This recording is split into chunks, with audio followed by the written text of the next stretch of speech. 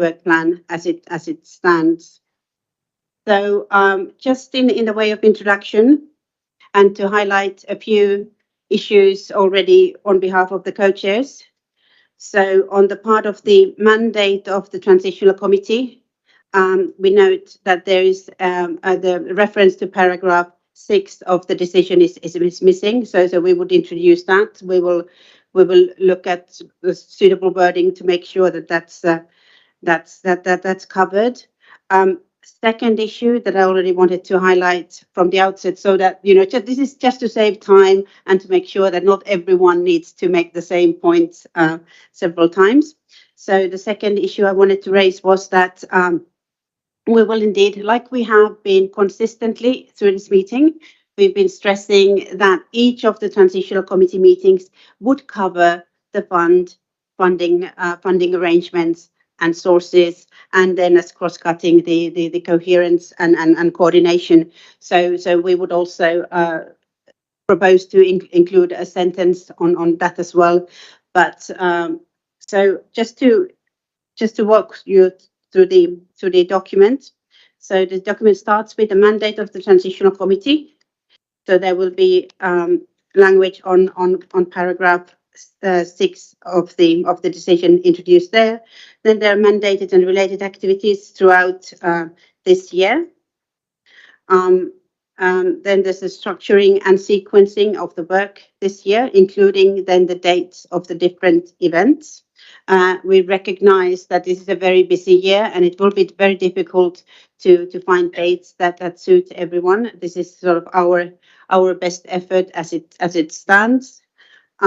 And then there's a section on the potential topics for the mandated workshop. So with these introductory words, I would now invite initial reactions to the draft work plan, and noting that we are not finalizing this discussion right now. We will return to it with the amendments that I've just sort of highlighted orally.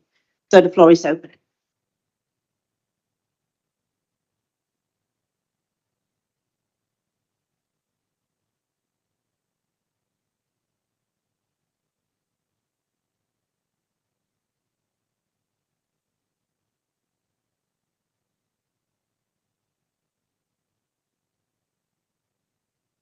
Diane, please.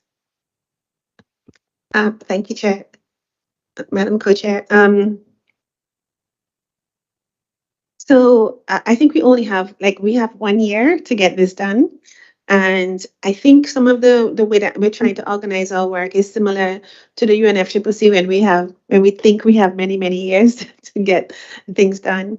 So with all of the other work program that we have and the issue and from small and developing states, I think if I heard you correctly, I think we would like to ask the question to all of us is that we would like to trust our co-chairs to help us go forward as much as possible. And I can't see another way that we can move forward without really relying on our co-chairs to guide us through our schedule of meetings, how we approach the work plan, and so on. So this is and making sure that we're all prepared to engage. When you tell us to come to a meeting, we are there and we're ready and to engage. So I think for this morning session, I was thinking about it is maybe we could provide an idea of what we want to see and what we want you to do and create for us, and trust that you will be able to do that. I think if we're going to structure our work like we will do at the UNFCCC, they have SUBSTA every year, they have SBI every year, they have COP every year. We don't have this.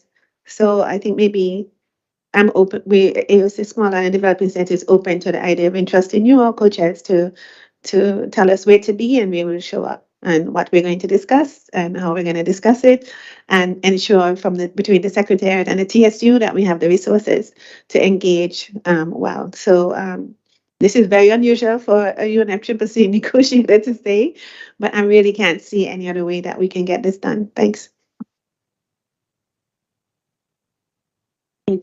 Thank you, Diane.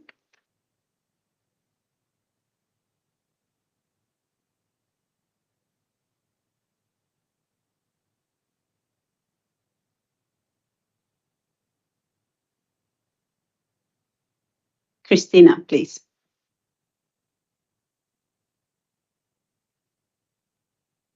Thank you. Thank you, Uti, and very much support what Diane said in terms of our trust in you and Richard. In line with, I think, what I heard Diane said in terms of, and maybe I'm getting the exact words wrong, but just providing you with sort of a vision and then working with you and entrusting you to help us execute on that. The document that was shared with us this morning, really useful to have in terms of the schedule and the calendar of events, which we spent a good amount of time yesterday working through. So very grateful to now have those dates set and the sequencing of events. What would be great to, I think, add to that document is a bit more detail with respect to a work plan. And one, I think this is something I raised a few days ago. I think we all agree, so this should not be controversial, but just making clear in our work plan that our objective is to deliver at the end of our fourth meeting a set of recommendations per the mandate that we were given at COP27. That should be simple, just a clear statement of that.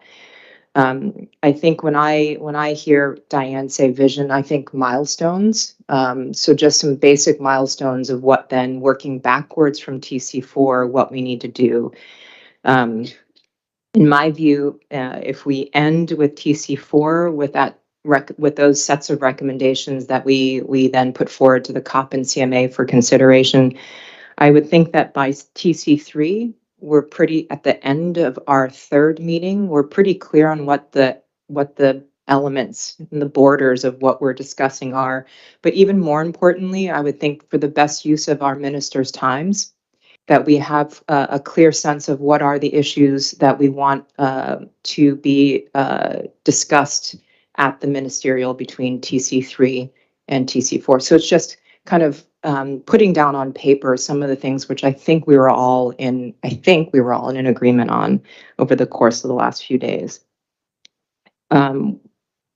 Working backwards then to TC2, I think by the next time we meet in person at the end of May, we should be picking up on the conversation I think we began to outline here in TC1, which is basically the way forward, the solutions with respect to the funding arrangements and the sources. That's where I think we need to be at TC2.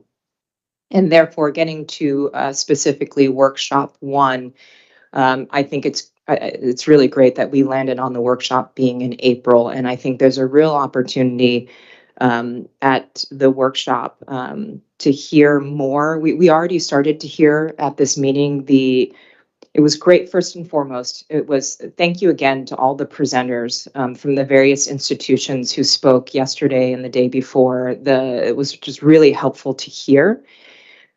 We began to hear from some of our members on the Transitional Committee the specific experiences they have with respect to loss and damage and responding to loss and damage, including issues with respect to speed, eligibility, adequacy, and access. But I really think this is just a very narrow view, and there are voices, including from very important regions of the world, who are missing. So I would really love to see workshop 1 to give space for that. I think Debbie offered a suggestion about case studies, and from where I sit, it can be a case study. A case study could be 1 page. It could be presentations as we saw from the institutions, but really getting to for us to be able to really understand some of the very specific real world context and experiences that vulnerable countries are facing would be quite valuable. I really liked, Richard, where you were going with asking the specific questions for those of us to really sort of dig in and get more granular. And I would love to see that at workshop 2. And I think that could set us up then at TC2 to really take where we were yesterday and really begin to flesh out the specifics even more than we were able to respond to the good questions you were asking. That's what I would like to see built into the work plan. And I hope that's nothing different from what I think we've discussed. Thank you.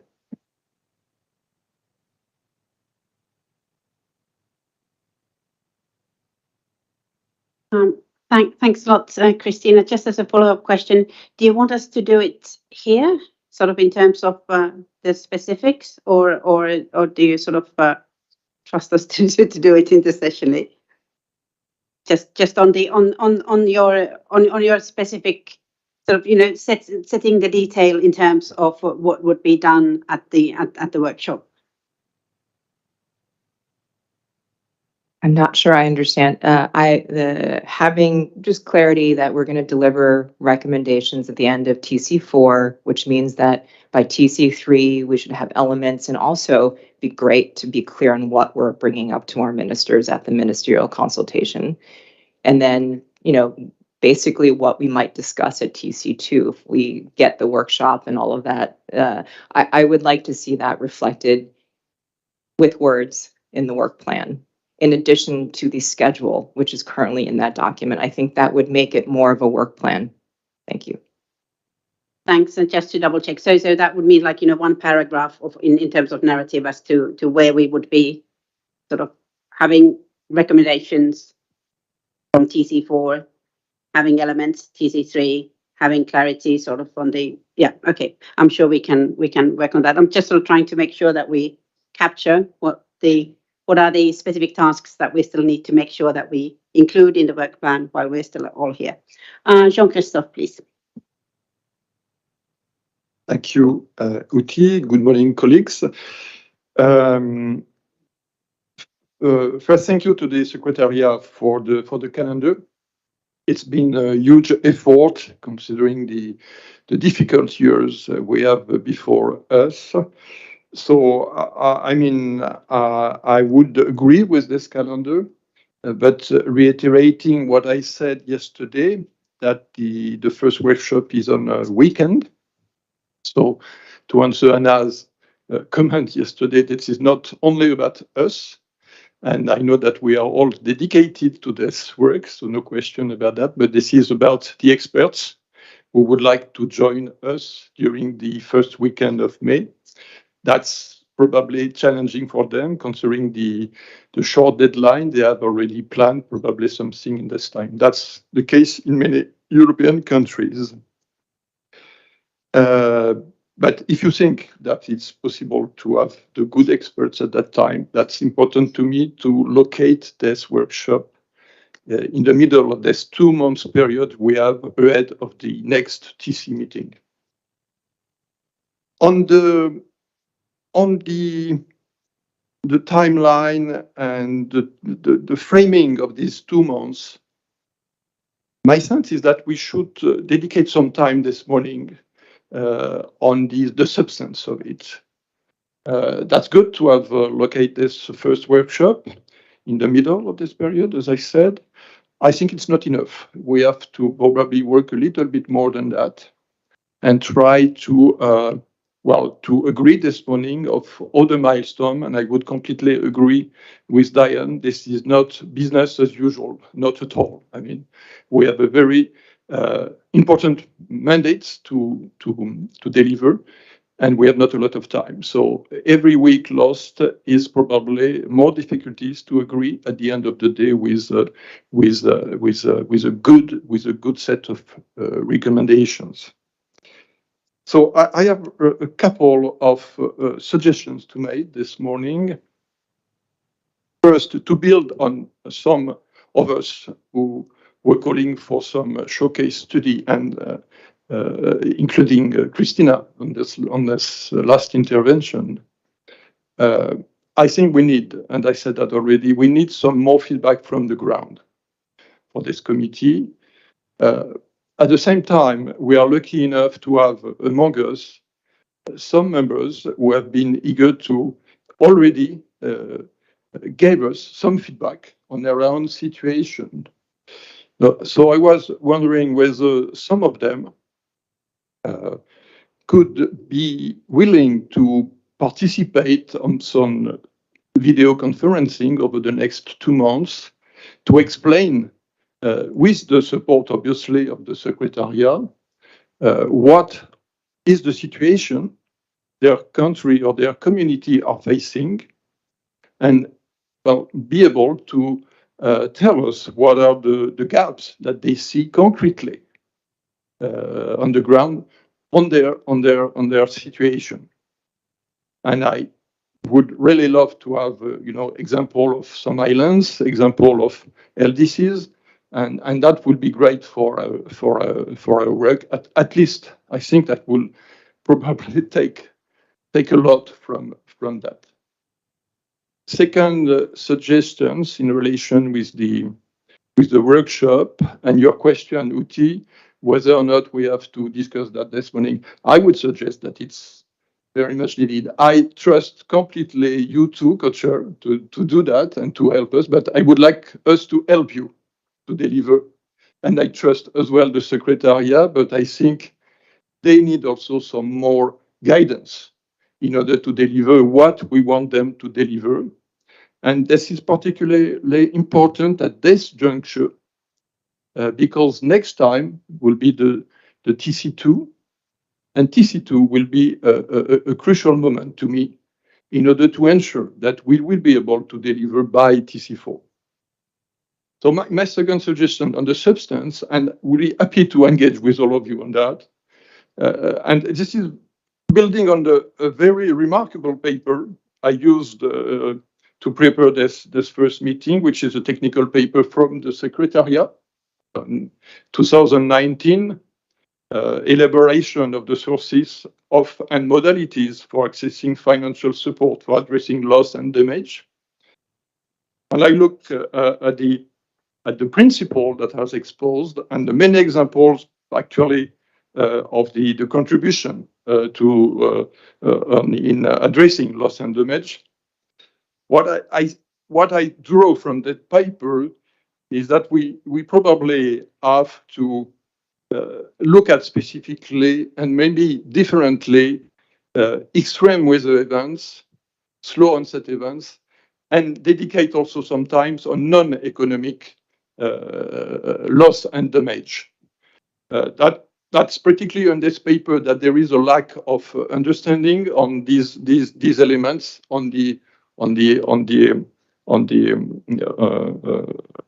specifically on these elements.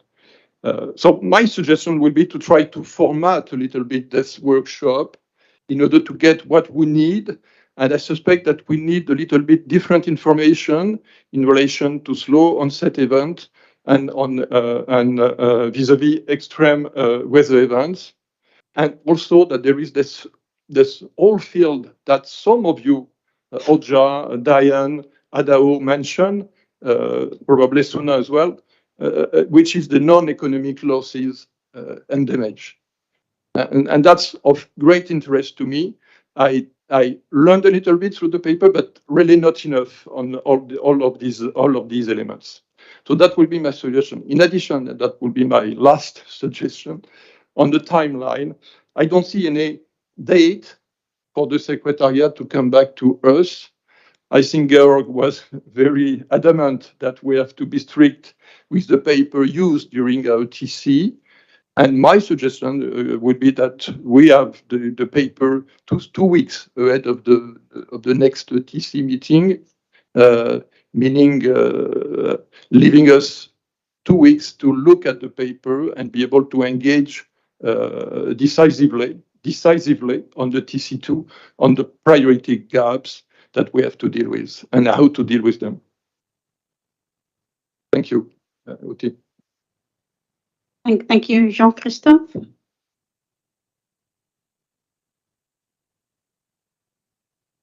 Jeanette, please. Thanks, Uti. Yeah, not much to add. I really like the idea of the country case studies, and I think we know that that several people around this table could really give us great insights, I think, into their country context, and for us then to really grasp the reality of what the priority gaps are. I mean, it would be great if we could do everything, but we know that's not possible. So yeah, just to really support that, and totally agree, Jean-Christophe. I think there's quite a lot of concern about the non-economic losses and damages, and I think on our side as well that they really get neglected, including things like the cultural heritage side, which we rarely talk about in our normal climate finance or development or humanitarian worlds, but they're so critical. So yeah, just to support that, and also what Christina said, that it would be really good to, I think also for the Secretariat and for the conversations with vis-a-vis the Glasgow dialogue as well, right? That we can have a bit more clarity in terms of the milestones and where we expect to be and to get to after the different workshops and the Glasgow dialogue, and hence what we need to sort of specify today on that, and I suppose also just to, I think I mentioned yesterday, I think we have a bit of time today perhaps, so be very happy if the Secretariat before we leave still needs any more guidance on sort of whether it's the census report or the different elements that we could maybe have an open exchange about that. But yeah, I think really good idea if we can be more concrete about what each workshop can do, and really have those examples that will help us get to the priorities. Thanks. Thank you, Sinead. I don't see any more flags, but I do see more flags. I see Georg. Please. Yes, thanks. So just very briefly, I, like others, I think it would be useful for both for us and not least for the Secretariat to get a certain sense of main, at least, issues that we would like the workshops to deal with. I know it's now referring to paragraph 6, which is important, but the last version we had also had an order of issues, which I think also means something as far as the input, for instance, to our TC2 meeting. We want this to be useful for each meeting, and the same with the next workshop ahead of the TC3. So it doesn't have to. We don't have to be very, very detailed, but I think it would be valuable if we could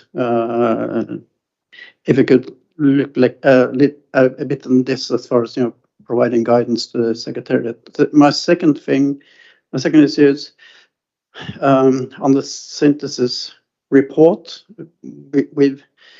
we provided. I think some just very initial feedback on the very, very early draft that the Secretariat has provided us with, and of course it is the Secretariat's paper, but I think it would be good for the Secretariat also to get feedback on the way ahead of, as Jean-Christophe said, before they deliver the paper ahead of our next meeting. I agree again, it has to be sufficient time. 2 weeks sounds right to me, also according to our working arrangements ahead of TC2. But I also think, given what I saw of this paper at this meeting, that it could be useful that we at a point in time also ahead of the finalizing of the report from the Secretariat side has the possibility to engage with the Secretariat on a let's say second version draft. We have talked about this, whether we can arrange a virtual meeting in the committee where we could maybe have a draft. We can get a short presentation by Secretariat, and we can provide some feedbacks on way. So I think that would be useful. I hope the Secretariat will find it useful.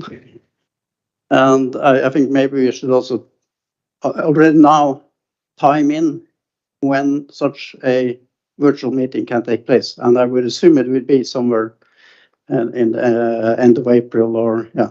But yes, that's also something we maybe need to hear from the Secretariat when they might be able to have something where we can look at.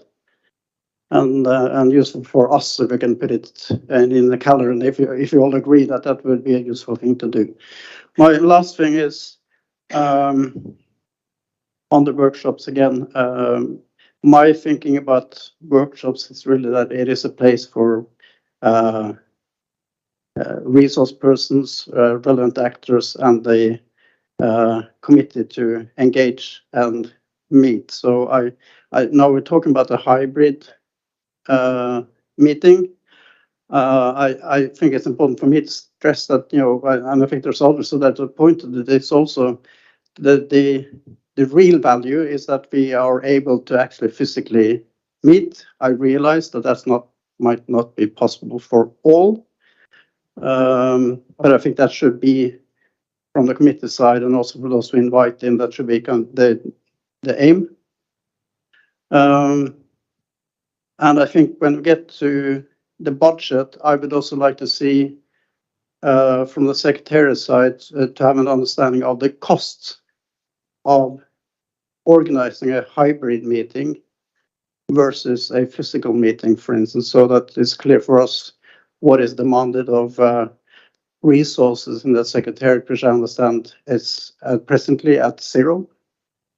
So I think both as far as cost of the workshops, the various options there, and also, of course, the resourcing of the TSU. I think by the end of our meeting now, I hope we have a proper overview of that, so that it's possible to also, for those who would consider providing resources, to do so as quickly as possible. Thank you.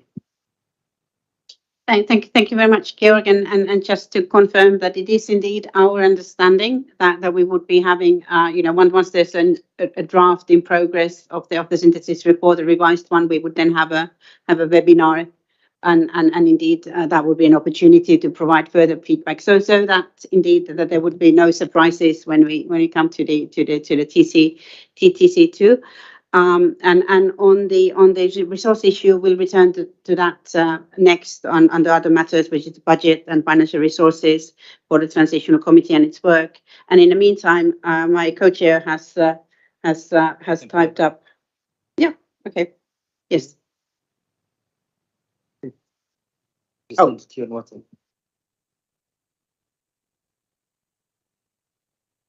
Okay. Well, we'll get to that in a minute. But what basically what my co-chair has done in the meantime is to map out basically what are the milestones for the different TC meetings. We'll put that up in a minute. So, but Debbie, okay. So we're sort of.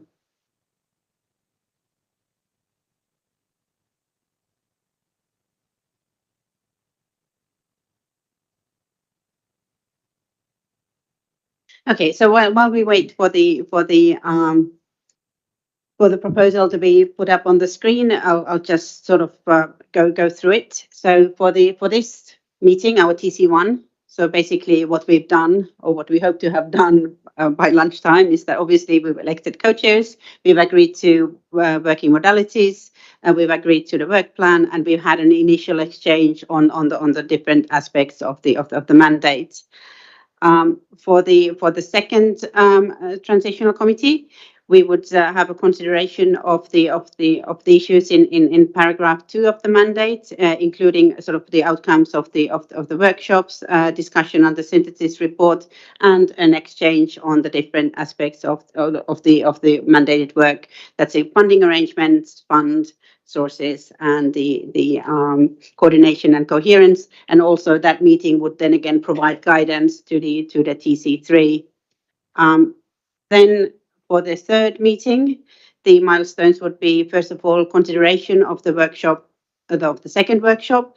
Again, an exchange of views and sort of making progress on the different work streams. So again, the funding arrangement, the sources, the coordination and coherence. And from the third meeting, and that was, I believe, the suggestion from Christina, we would have sort of a straw doc outline of the report to the COP or the CMA.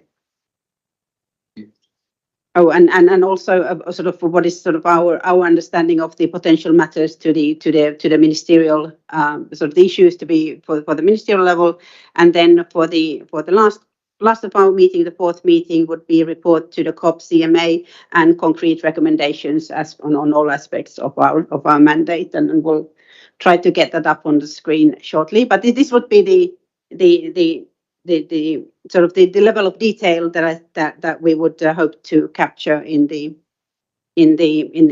work plan. So this would be included in the work plan, and no need to comment on that in detail right now, but just to sort of get some kind of initial reaction as to whether this is a good way forward in terms of providing clarity on what the committee would be doing in each of the meetings. Thanks.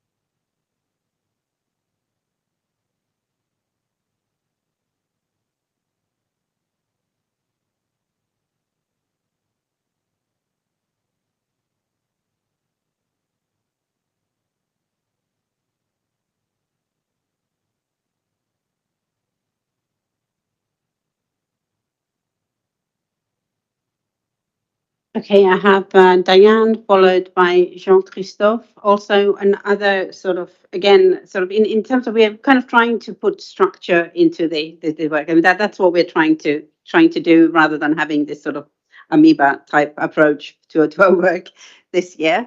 Also, what we could do, Richard and I, we could always circulate the draft agenda for the TC meeting like 1 month in advance, ask for feedback. I mean, are there issues missing? And then have it revised and issued well in advance of the meeting. Now I have Diane followed by Jean-Christophe. Thank you, Co-Chair, for this. So, as I mentioned earlier, so this is fine, but I just wanted to mention earlier that we have to go back to our constituency and to discuss this. So I think we had said before that we had an opportunity for submissions. And I think it's important for us to submit the views and the vision that we have so that you can structure the workshops around making sure that I agree with Jean-Christophe that we need to have case studies from countries. And I would like to see maybe some opportunity for us to make a submission to give you ideas on how you can invite people to come and present to the workshop. We've done that under the Standing Committee on Finance, so we have a really wide range because it's important to us to get ideas from everybody, developing countries.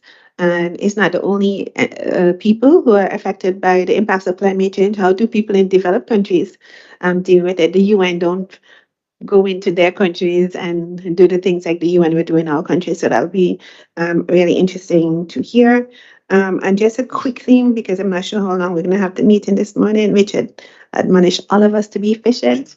So there's another area of gaps that we can look at as well that we can think about in the workshops, and at the area of access to justice. I mean, Mila keeps, and all of us on AOS want to know this is an issue of justice, that it has to, the issue and perspective of justice must be maintained at all times. And so we would like to see that this fund could fund the fund itself, not the funding arrangement, the fund itself could consider funding that. We're seeing a lot of lawsuits all over the place for a person that are being brought mainly in developed countries, and to benefit people in developed countries, which is great, and that is something that should happen. So we're just thinking that maybe we could also showcase case studies of that, where that would have occurred as well, and see how this new thing we're setting up could assist developing countries. But we just want to see when will the submission in the schedule? When can we make submissions? If that is still on the table, and so that we can really canvass our respective groups and make submissions to advise our co-chairs. Thanks a lot, Diane. Next, I have Jean-Christophe, followed by Milagros. First, I would like to thank Diane for a positive answer. Will she be comfortable with taking Antigua as a case study, for instance? That's a question, direct question. Sorry if I push you a little bit too much, Diane, but yeah, we have to be concrete this morning. So that's direct question to me, to you. My question was more in relation with the Glasgow dialogue. And the question to you too, Coach, but maybe to colleagues as well. I'm not that clear about what we are expected to do as a TC in relation with the Glasgow dialogue, or on the other way around, what we could expect directly from the Glasgow dialogue in terms of input for our work, how it would be structured. I see the general idea, but is there some concrete proposal on how to interact with the Glasgow dialogue? That's I'm not clear about. So just need maybe some clarification.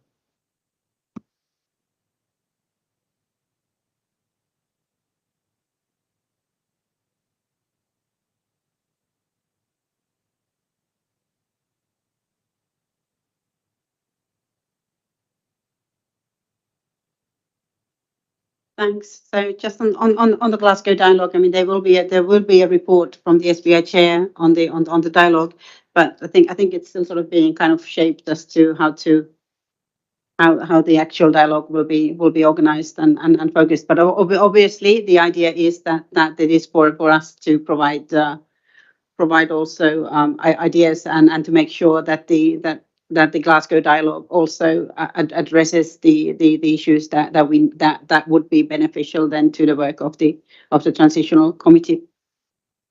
Next, I have Milagros, followed by Mohammed. Thank you, Co-Chair. In terms of agenda, there has been a lot of progress on understanding the scope of the work and the ambition of the work ahead, and a lot of unity in a call for comprehensive recommendations on all 4 themes of the mandate. I'm fine with the proposal. However, I would like to see, and as moving forward in this process and have best use of the presentations ahead and the presentations that were given to us, maybe more information on the IFIs and constituencies at before or at TC2 to focus on structural recommendations, emphasis on lessons learned in terms of efficacy, of speed, and flexibility, and how their structure plays a role in all of this. But I would specifically like to see outcomes on the work ahead towards our actual mandate, which is paragraph 5, which I'm not seeing here. So maybe milestones and outcomes in every TC towards the recommendations that we need to make before or at before COP. Thank you.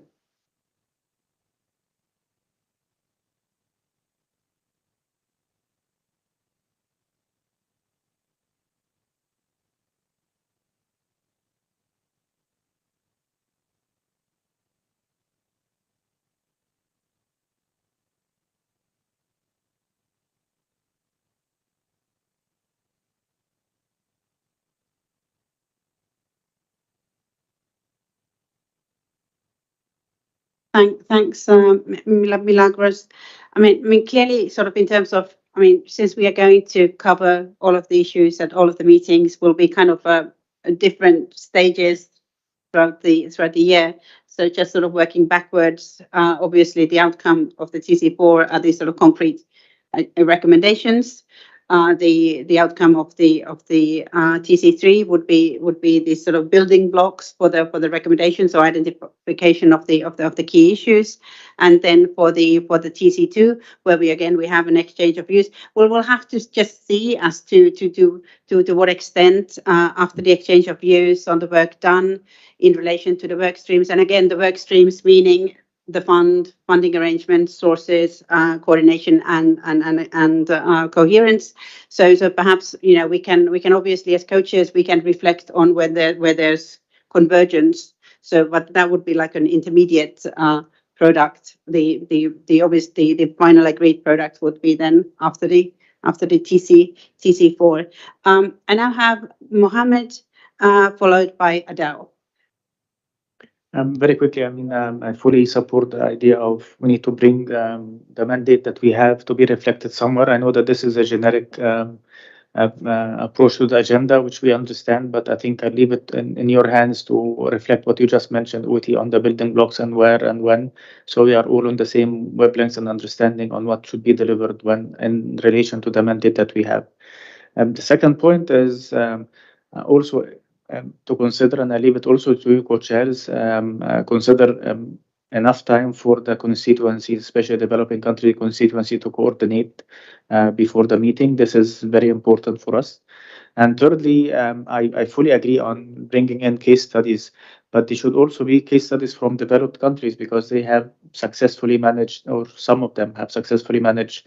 Yeah, so we understand how the process is in some cases and what are the success stories there. So, and also have the diversity of the impacts and the diversity of the case studies. So to showcase the spectrum, the whole spectrum of things. But thank you so much, and all the best. Thank you. Next, I have Adele, followed by Lotte. Thank you very much, co-chairs. Good morning, colleagues and friends. My first point has been raised by Ambassador Mo with regard to case studies from the developed world as well. So it will be very good lessons learned to move forward quickly. My second point is with regard to work streams. That will be main focus for TC2 and also again 3 and 4. Just to be clear and make sure that the work stream means we discuss some issues related to para 5. So I think that's critically important for us. In fact, this is a work stream, so we need to be clear on the paragraphs under the COP and SEMI decision. Thank you very much. Thank you very much. Next, I have Lotte, followed by Kunal. Thank you, Chair, and thank you to both of you for spelling out both dates and now a more substantial work program, which I think is really good and gives us some direction. Happy to see that. Just wanted to say that that it's important also that we use very well the TSU and so having their input and having kind of it anchored in our view or in our work is important. It's a real body of good substance that we have there, and then this idea that Diane also was mentioning on having written submissions, and as was also alluded to by others, to have real voices, so we can base our work on that with that geographical diversity that's not necessarily here in the committee. I think we must keep that abreast, and then. As I was just like to reiterate what Milagros said, that sort of we could sort of have a more clear reflection on all elements. Now it's kind of down to sort of only the work streams, yeah. So.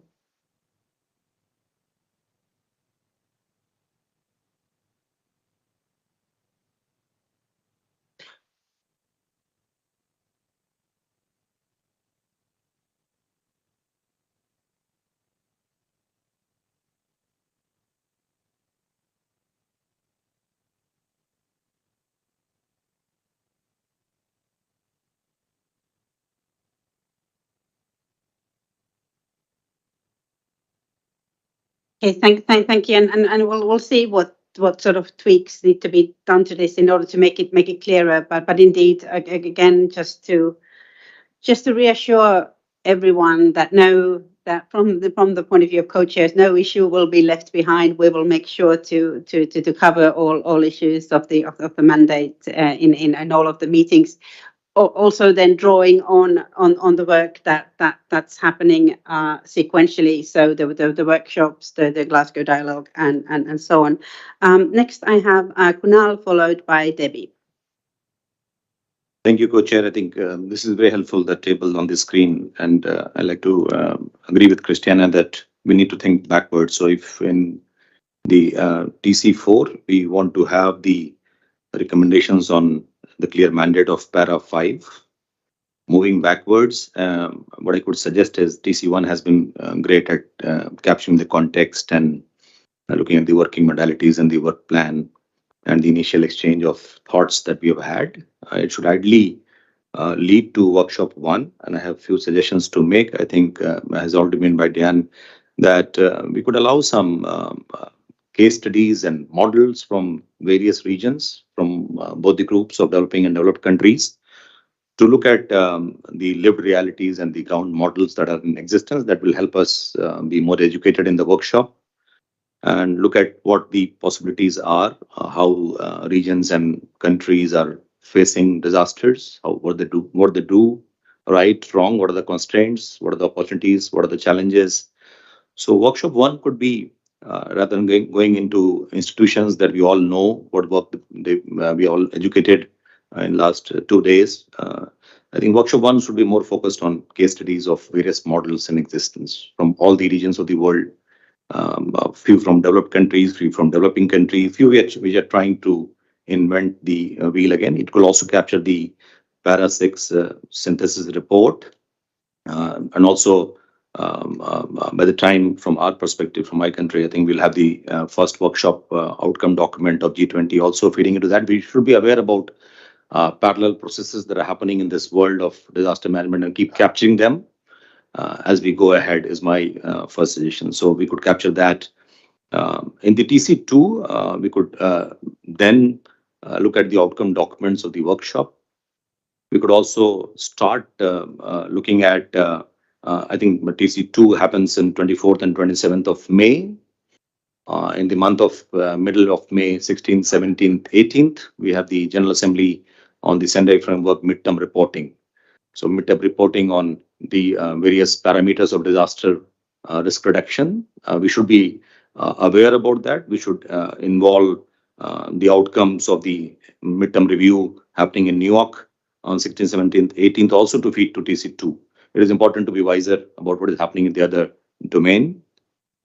TC2 could also be a good opportunity to start looking at the elements of we have been talking about the 3 work streams that we will be getting into, but TC2 would be the right time to start looking at the elements of the funding arrangement and the funds, because if we don't do that, I think we'll scramble for time.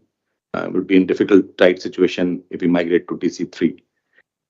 What I can suggest about Glasgow Dialogue, which is always a difficult thing to do. I have attended the first Glasgow Dialogue. It was a great talk show. I think we could then focus on more of the institutions feeding into the Glasgow Dialogue, not making it case study specific. There could be institutions coming up on various things we are discussing here, whether it is extreme weather events, particularly slow onset events, looking at what do we mean by non-economic losses and what the institutions look at that. So economic and non-economic losses, ongoing and post-ante action. So we could, Glasgow Dialogue could be utilized for looking at the whole world of institutions and organizations, how they are looking at these 4 important words in the paragraph 2 of the decision text. After that, when we go to workshop 2 in the month of July, I think that is a good time to look at the 3 work streams more clearly, look at what maybe the funding arrangement look like, what could be the sources of funding, what could be the elements of the new funding arrangement, how it could be different from already existing. So workshop, so the TC3 could then take into account the outcomes of the Glasgow Dialogue, the other synthesis report that are mandated, whether it is para 11, 12, 14 certainly, and we'll have to wait for the ministerial, but the other synthesis reports could feed into the TC3, and we could start having an outline of the recommendations, because if we don't have outline, I think we'll have to have very long TC4. So if we have the outline and some discussions and something to give to the ministerial, that would be the right context to do. And TC4 certainly has to be working on the words and each lines of the TC4. So this is my suggestion. And the only other intervention I have is that this whole model of looking at funding arrangement and fund would have to be at the CCC process level, but at the local level, it has to flow from national perspectives, because you can't have institutions or entities getting into looking at this domain. So it has to be nation driven. So we have to be very conscious about looking at how the nations are encountering their own problems and how they're facing that. So at the end of the day, the outcome document has to have a very strong ingredient of how national institutions look at this phenomena. So that is my submission at this stage. Thank you so much. Thank you very much. Next, I have Debbie, followed by Sumaya. Thank you, Madam Chair. So looking at this is incredibly helpful, as is sort of what's been circulated by the Secretariat overnight. I suppose looking at it, my central concern is around drift, and the fact that we've got a lot of work to do before COP28. And in many ways, our conversations, the complexity of what we do will get harder as we go through the year, as we get into the detail and roll our sleeves up. And therefore, my central contention is that we need to do our best to move the work up the year in order that we've got clear milestones. And if I may suggest also some clarity on products as we go through the year. As it's set out at the moment, TC3 looks quite heavily loaded. And just reflecting on what Kunal has just said, which I agree with strongly, I do think by the time we get to TC3, we need an outline of the recommendations, ideally in order to then, I think, from my perspective, a consultation of ministers before we get into TC4. Because that's where the sort of the business end of this, I think, will really begin to happen. In order to have an outline of recommendations by TC2, I think we're going to need to lift some of the work proposed from TC3. Sorry. In order to have an outline of recommendations by TC3, we're going to need to lift forward, I think, some of the work proposed in TC3 into TC2, which sort of brings us back to this question of being as clear as we can on the milestones as we go through each of the workshops. I really endorse the idea of ensuring that we can have submissions and voices as we go through this. I'm conscious that we don't have, for example, voices from some parts of the world, like the Pacific, in the room, and therefore making sure that any case studies are very much drawing on the experiences and the expertise we have in the room, but also ensuring that they're representative of the constituencies of climate vulnerable people that we need to reach out to. So there's something about thinking quite hard about how those case studies will work, whether they are on specific countries or whether they're on typologies of countries or regions, and also thinking about whether as a committee we think it's right and proper to be open to submissions all the way through this process, or whether we want to sort of front load some of the submissions and some of the voices so they can be really taken into account as we go through the process. And then my final thought is, I think you've set out very nicely for us, thank you, that we are going to need exchanges of views as we go through. And again, just to reiterate, I think if we can talk about an exchange of views on all 4 elements of the decision text, that will be very, very helpful. Just to support Jean-Christophe, I'm conscious, as I said, that workshop 1 is going to be on a weekend. I think there's an interesting question about whether we think that would detract from being able to get the right participants outside of this committee in to contribute to that. I think there's just a sort of practical question about whether we can convene the right people.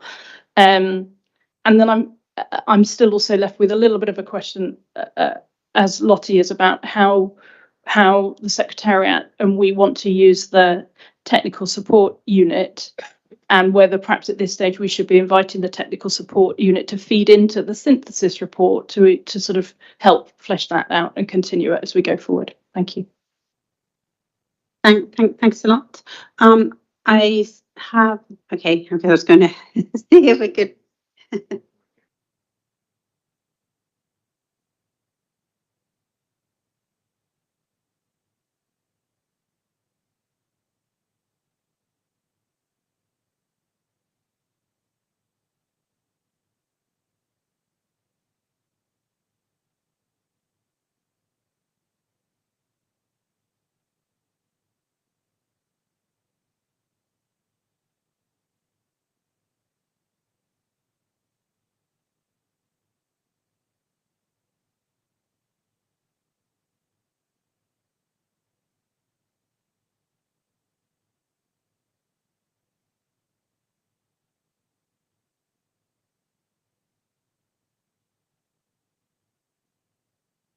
Okay, so basically what we would like to do now is to finish this round of interventions, preferably fairly brief, so that we can go back with the secretariat and revise the work plan. You do realize that the more sort of detail you bring into this, the more difficult it is going to be for all of us to agree. So with that in mind, I'll continue with the list of speakers, and the next one was Sumaya, followed by Jaime. Thank you. Good morning, colleagues. I also wanted to comment on the issue of case studies. I think we should really do justice to geographical coverage, to themes, and to instruments, because we know different regions are at different levels, and it will also be an exercise of sharing experiences and that. However, I guess when it comes to who will be presenting, I think regional presentation would be helpful, as well as countries' presentations, because we will be at the stage of workshop, the first workshop, looking at issues related to challenge, opportunities, and gaps, and that. So a country presentation, I don't think it will cast enough light on that. So if there's a regional presentation, it might give us more emphasis about what is existing in the region and what is not, and opportunities, challenge, limitations, and that. So I think that should really be given consideration in order to provide enough insight. We know that regions are at different levels when it comes to addressing loss and damage. On the submission, we also see it is really important to have submission as we work on the work streams. Thank you.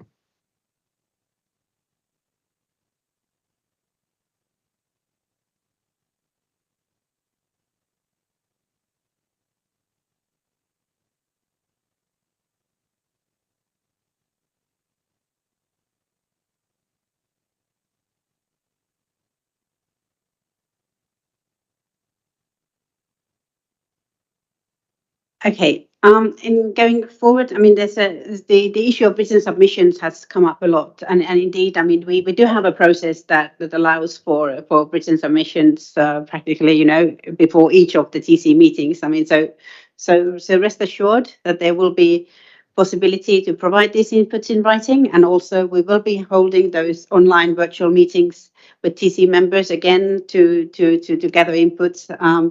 I mean, this is we're very committed to work in a very transparent, inclusive manner. So just to reassure that indeed there will be plenty of opportunities for that. Next, I have Jaime, followed by Ren. Thank you, Co-Chair, and thank you for this agenda. I will be very brief. We understand that all the discussion that we are going to have, including on paragraph 6, will be guided by paragraph 5. Thanks for that. I think we agree on that. And however, I would like to support Milagros and Debbie's suggestions about having concrete outcomes, products, deliverables, or milestones, wherever you want to call it, also in TC2 and TC3. regarding the fund and funding arrangement to achieve real progress during this year. Thank you. Thank you very much, Jaime. Fran, followed by Hannah. Thanks, Co-Chair. I will be brief on this.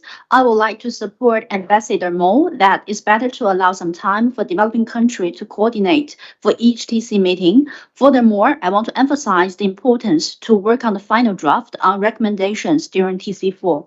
Thanks. Thank you. Hannah, please. Thank you very much.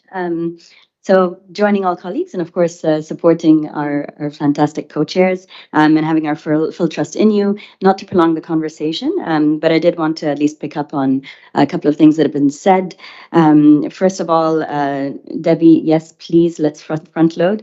Absolutely. I think we've mentioned a couple of times that our expectation is to have draft recommendations in TC3 that would then inform the ministerial before we finalize if as needed for TC4, or we just have a fantastic time in TC4, right? Like we just, what ambition, guys. And then at the risk of sounding needy, I have 3 needs. One is picking up on Jean-Christophe and Sinead's points about intersessional work, and I think it was also raised a couple of times. So whether we have calls or we have written submissions from countries and regions, flexible, but let's just allow the space. But the main point is helping identify the needs, right? Like, because when we're talking about gaps, you need to identify the needs. Number 2 would be within the synthesis report, is there scope to also look at the needs there? Or I think it was mentioned by Sinead and I think also Jean-Christophe on essentially whether we can have a bit more analysis in the report there. And also I think Sinead, you mentioned that there's some hard to reach areas that it might be interesting to understand how we can reach the last mile, how we can reach countries in places where the governance and mechanisms are not necessarily in place, but to make sure that what we're creating is as inclusive and responsive to the needs as possible. And then number 3 is just, needing progress and being able to fulfill our mandate, which goes without say, but, it just has to be said. Thank you. Thank you. Thank you very much, Hannah. So the last 2 speakers are Sonam and then Haja, and then we'll provide a way forward. Thank you.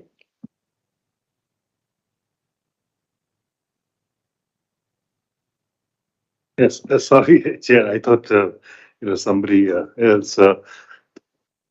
I'm happy with the agenda, except that since it's quite broad and generic, I have a few concerns on the case studies.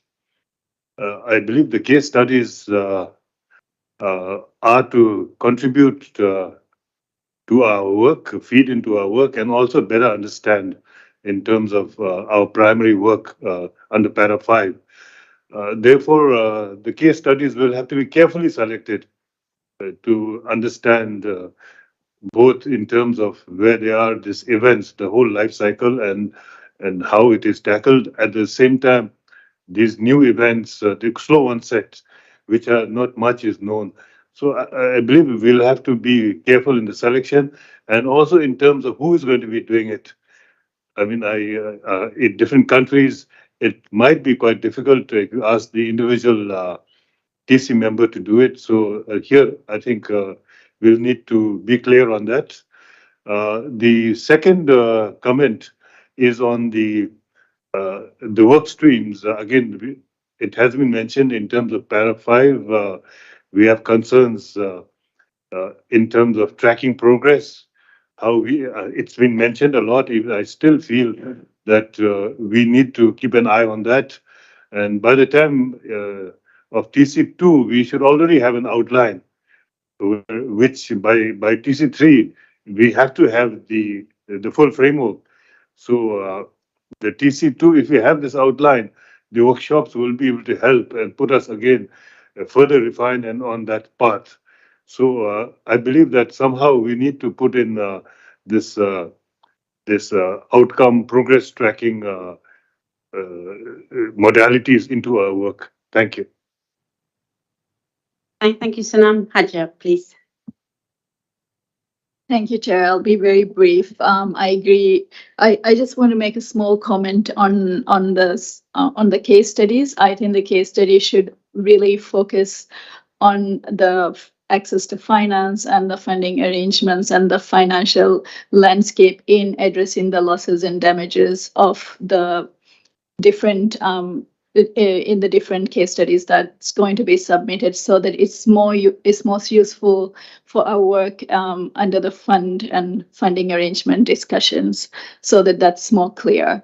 I also just wanted to make a small comment on the discussions on TC2 under the paragraph 6, because it's going to focus on the gaps. I also think it should be also take into account that we have to think of what's to come in the 1.5 world and the 2030 context, so not just the existing, but also be forward-looking in designing that TC2 workshop, so it's more relevant again to the outcomes we want to achieve. Thank you. Thank you very much. Okay, Christina. I just wanted to very quickly follow Haja. I was thinking many R's were used at this meeting, all of the R's and slow onset events and non-economic losses. I think that I just wanted to pick up and emphasize the point that Haja raised, that would be helpful. Also, there were a lot of presentations from the international institutions about how they work. Just picking up with the other side and their experience with those windows and funds would also just be really helpful complement. Thank you. Okay, thanks a lot. Carlos, please. Thank you, Madam Co-Chair. I will be very brief. I just want to say I fully trust in your guidance, Co-Chair, for advancing this, and thank you for this proposal. And I feel more comfortable with the mention of our mandate very early in our schedule, and especially mention of the work stream more clear. And I also want to support Sunan about the time of the outline. I think we need the outline as much early as we can. Thank you. Thank you very much for the very substantive feedback on the work plan. So this is what we suggest doing now. We will, based on this round of comments and also on, especially in the comments on the table, we would then revise the work plan, and we will come back to that later this morning.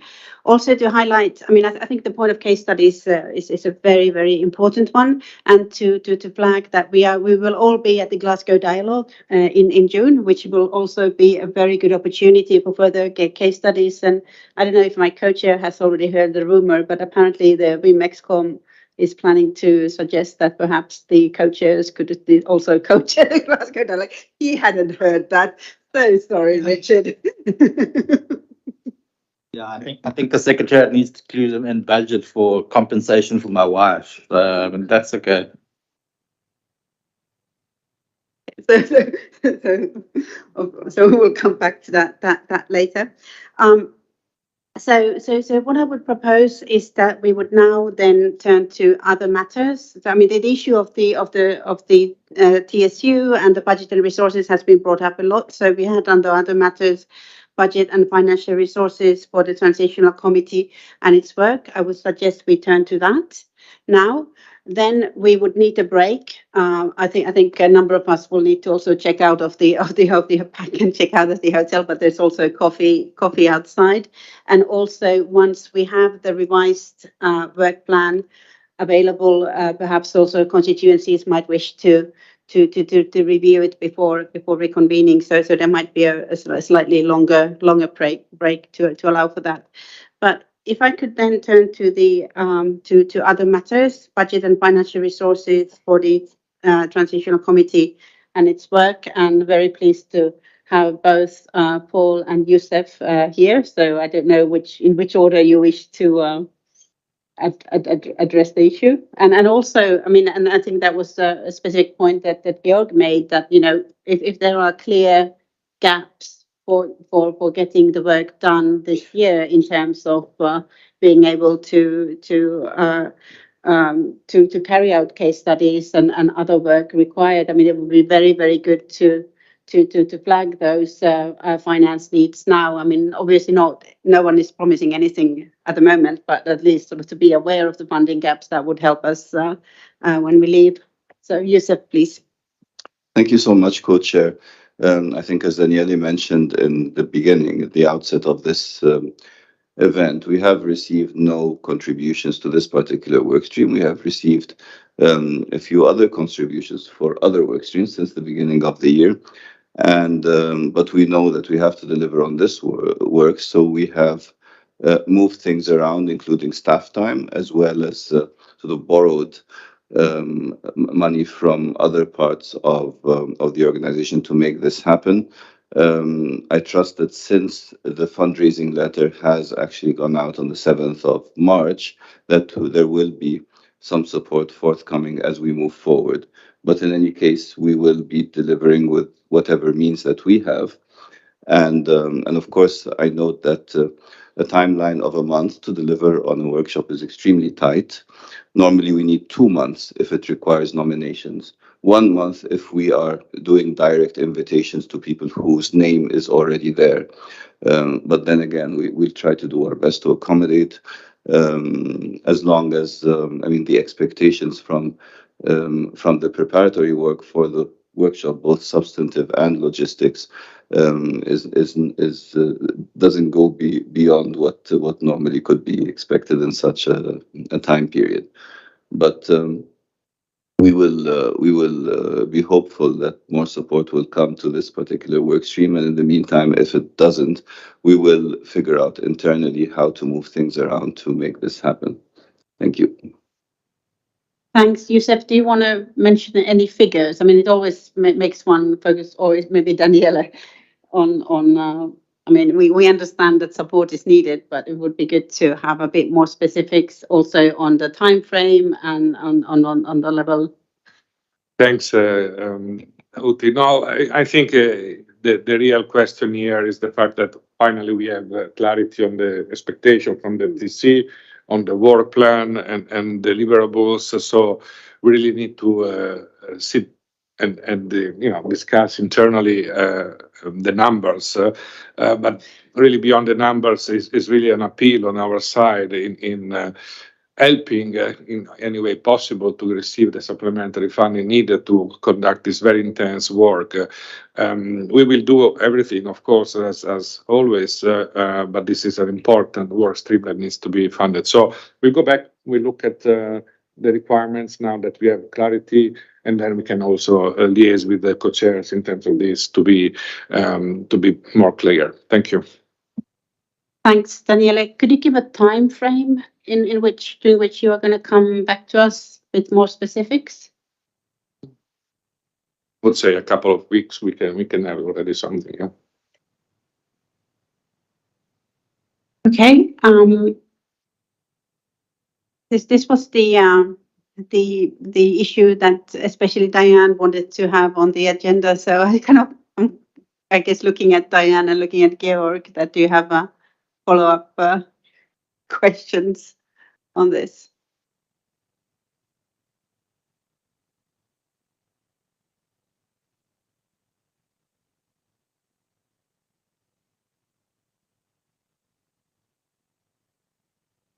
Sorry, I stepped out the room for a little bit. So we're at any other business? Okay. So with respect to so we wanted to get a better idea of how we can arrange the budget for this meeting, and we do appreciate all of the finances provided to date. But I think we just want to get a better clarity that the funding will be there. In the case of, I hear that we want to structure our work really well, and I think co-chair, Madam Co-chair, that you and your co-chair wanted to have facilitators for the various, A, B, or C. I think one of the reasons why my my constituency find it very difficult to co-facilitate is that we really don't have all of the resources available to us, especially for something as complicated as loss and damage. So although Mackay is great, we're asking if additional resources could be provided to have, some more technical resources to help us in other areas. Until then, we are not sure if we can participate in being co-facilitators because we really don't feel like we have the resources available to us that we can easily access. So that would be important. I do agree with Sumaya that we should try as much as possible with respect to the case studies and providing national case studies. I really do agree. I think our deliberations here will be really enriched in what we finally settle on if we could hear from case studies from all over the world, developed and developing countries, and hear how we get it done. I think we don't have to have them in person, but we definitely can have them virtually and get them prepared to provide. And so some financing, I'm not saying that we fly them everywhere in the world, but some, as much as possible, keep the cost down to use virtual and other ways of communicating the information we would like you to have. But it'll be good to have some resources allocated to speak to some experts from our region to participate as well. But I wanted to couch what I'm saying to just basically say that we wanted funding to be made available, but we understand that these are difficult times. Everybody, all of our countries went through COVID, and we're going through a lot of difficulties now, and we have to respect that. But we would like to know that we can do the best that we can and provide the resources that we need. Our co-chair, Richard, knows everything about everything. We agree, but it would be good for him to get additional support because we don't have a lot of time. So we are speeding up everything if we can have additional support so that we can make sure that he can keep everything straight if he can get at least our co-facilitator can get additional advisors, that would be great. So that is basically what we are saying, is just to make sure that we have as much resources when we need it so that we can make good decisions when we come to the various TC meeting. Thank you. And of course, for the arrangement and organization of the meeting, we would like as much as, but I know the schedule is tight, and whatever the co-chairs come up with and so on is fine. We will try and participate, but of course, to make it as simple as possible, that would be great. Thanks. Thank you, Diane. Georg? Thank you. I guess it's a bit difficult to react on something that's not there.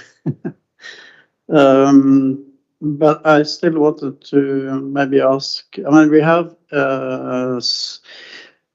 some of our work is already planned.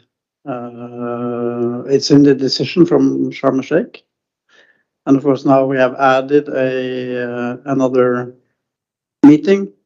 But that we were to have at least 3 meetings, that we were to have 2 workshops, and the Glasgow dialogue that was already in the the Sharm el-Sheikh decision. And of course, then it's a question of, and I understand from, of course, the secretary side, it's a question of what more do we want to do. And so I do understand that there's a issue of that as far as developing a budget for our work. But just so it's clear for me, at present, the secretariat has not calculated in or done a budget for our meetings and for the workshops either. So we don't have a ballpoint figure of what that would involve. Can I get some? Is there?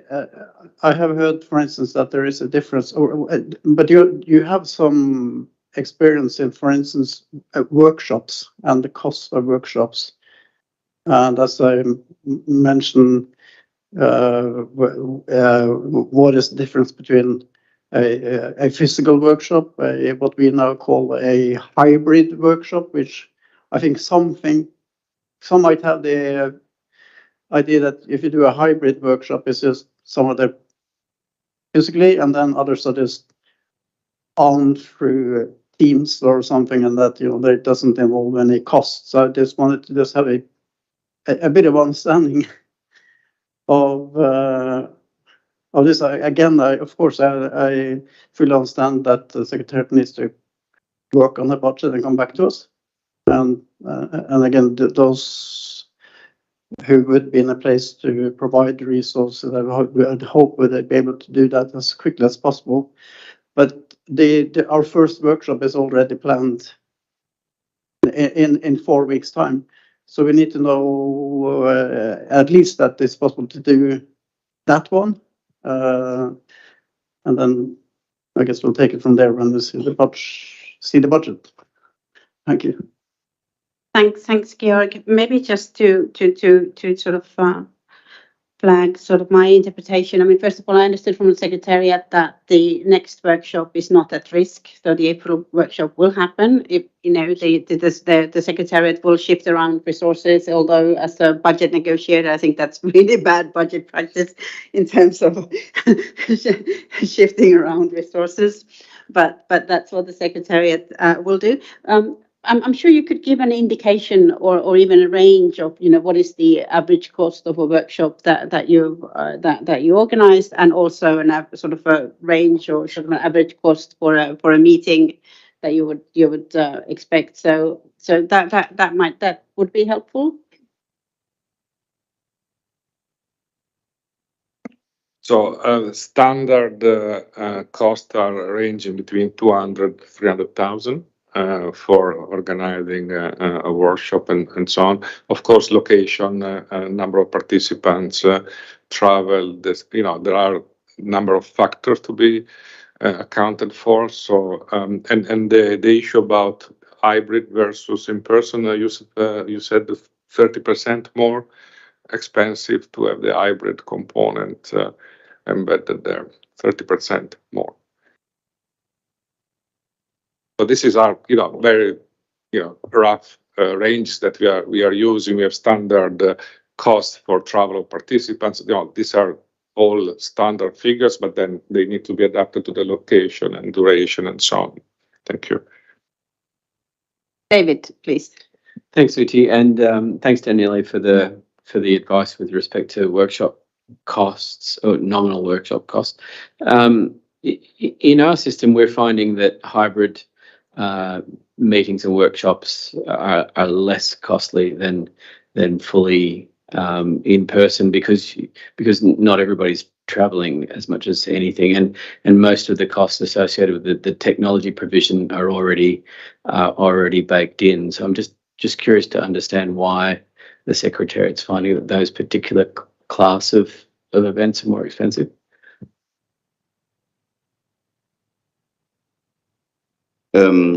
Yes, so the fact is that when we have hybrid, it's different from virtual, because hybrid, you still have the in-person component, and you open it up for all parties to participate in virtual mode if they are not in in-person mode.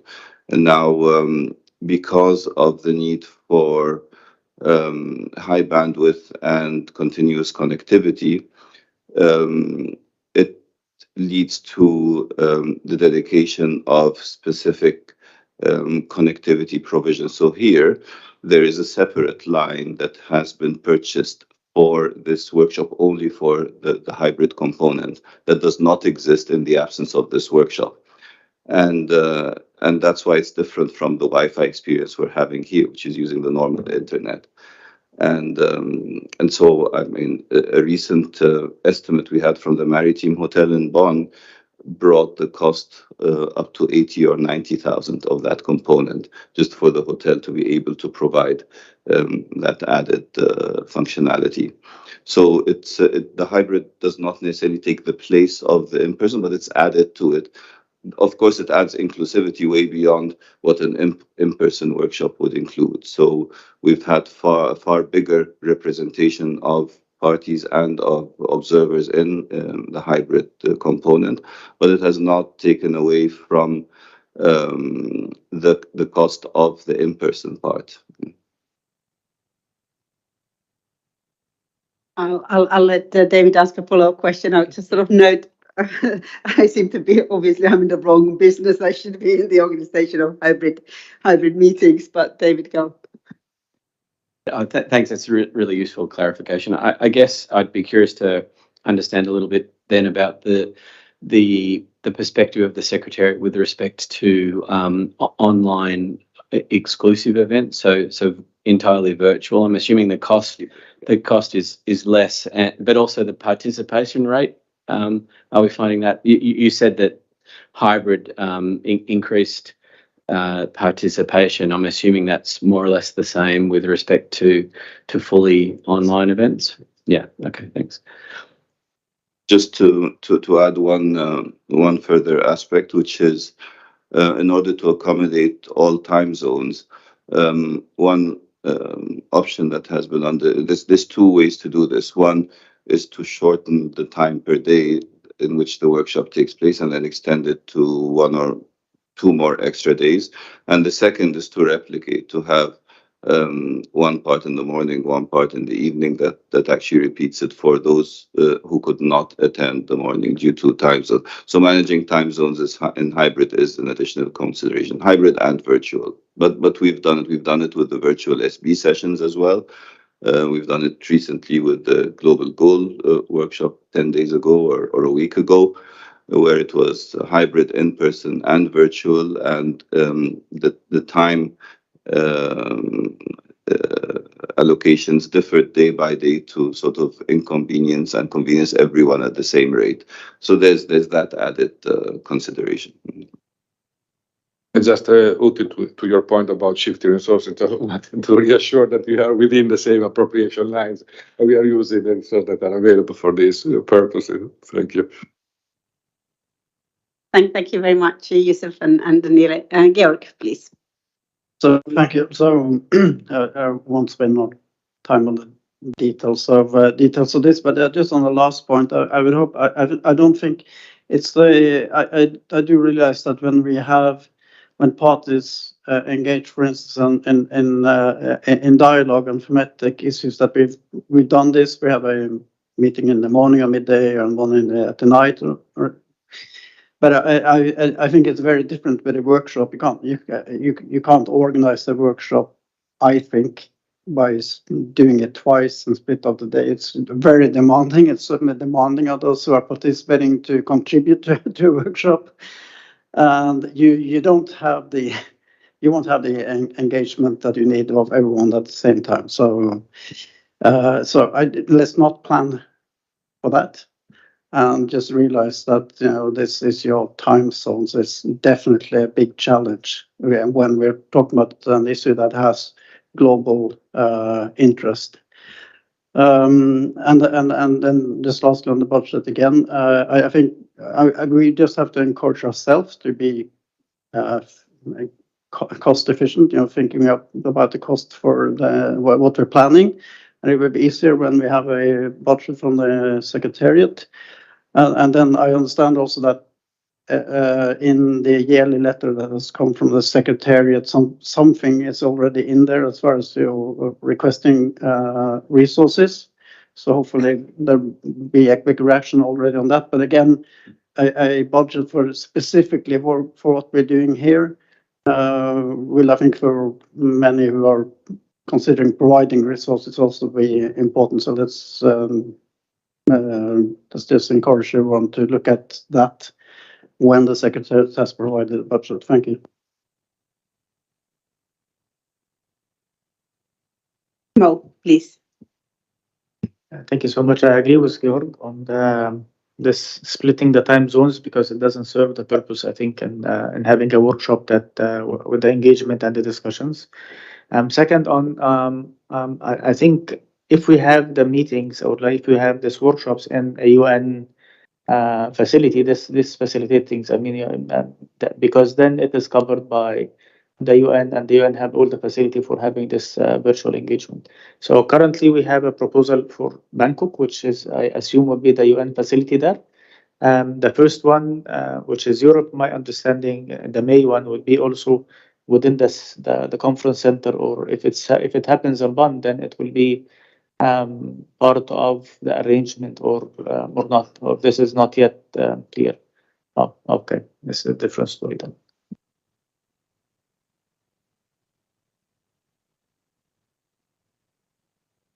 Okay, I don't see any more flags up, but I think sort of what to take from this discussion is that clearly resources are needed. The letters have been sent out. The Secretariat will come back with more details as to what are exactly the funding needs, and that the more that we can actually use the UN facilities, also in Vienna or Geneva, or if Bonn should not be available, we should definitely also look into that.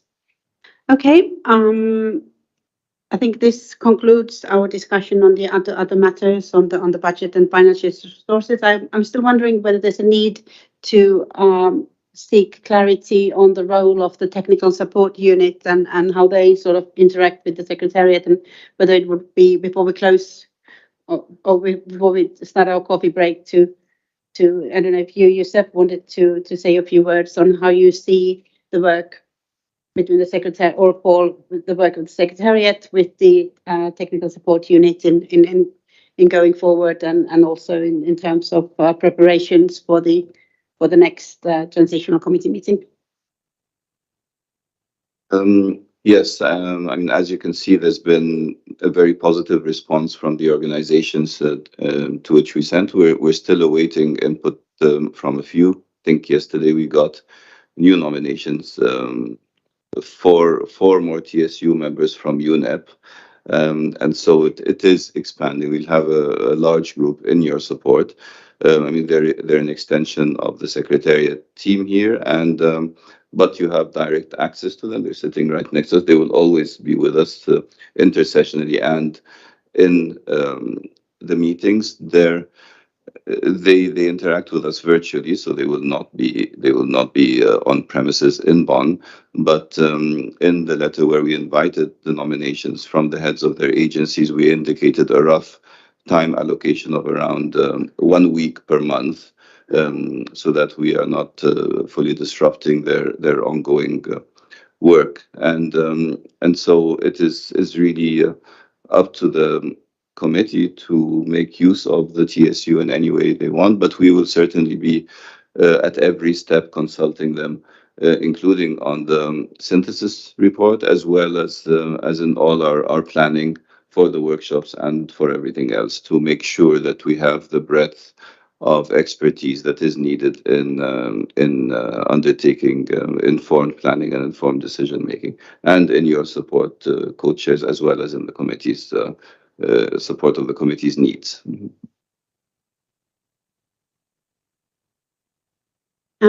Christina.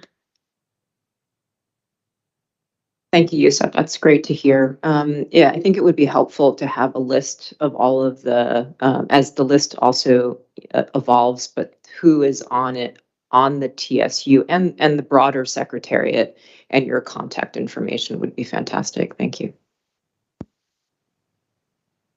Thanks, Christina. I'm sure that can be provided. Diane, please.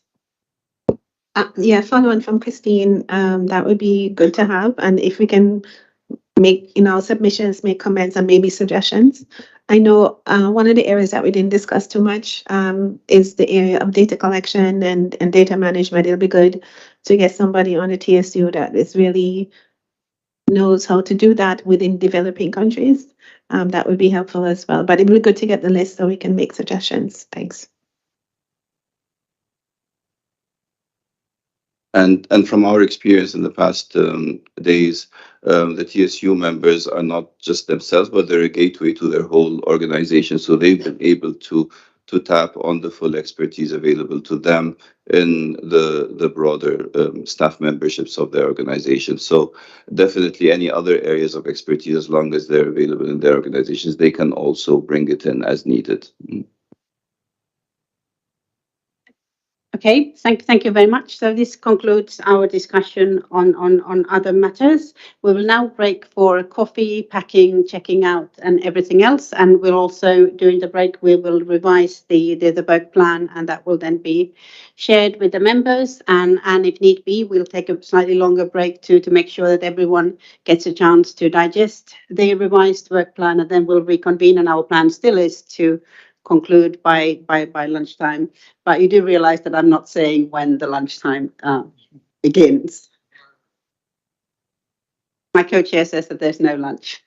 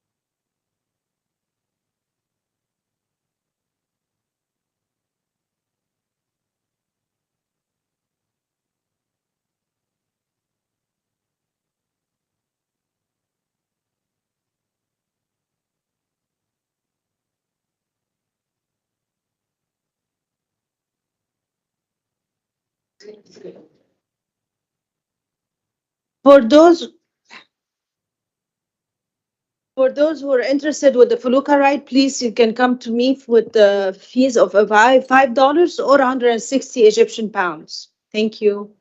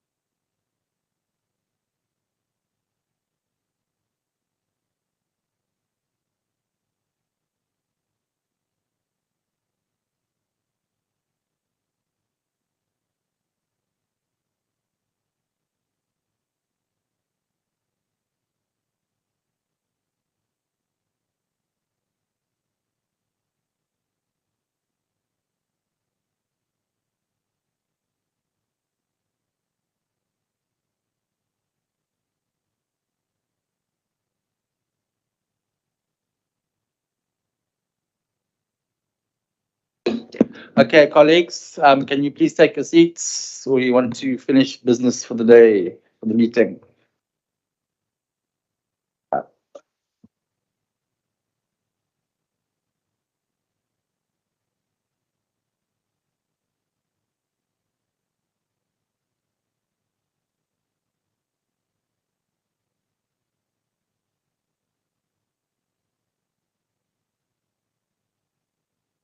Okay, colleagues, we're going to continue our final discussions on the draft work plan of the Transitional Committee.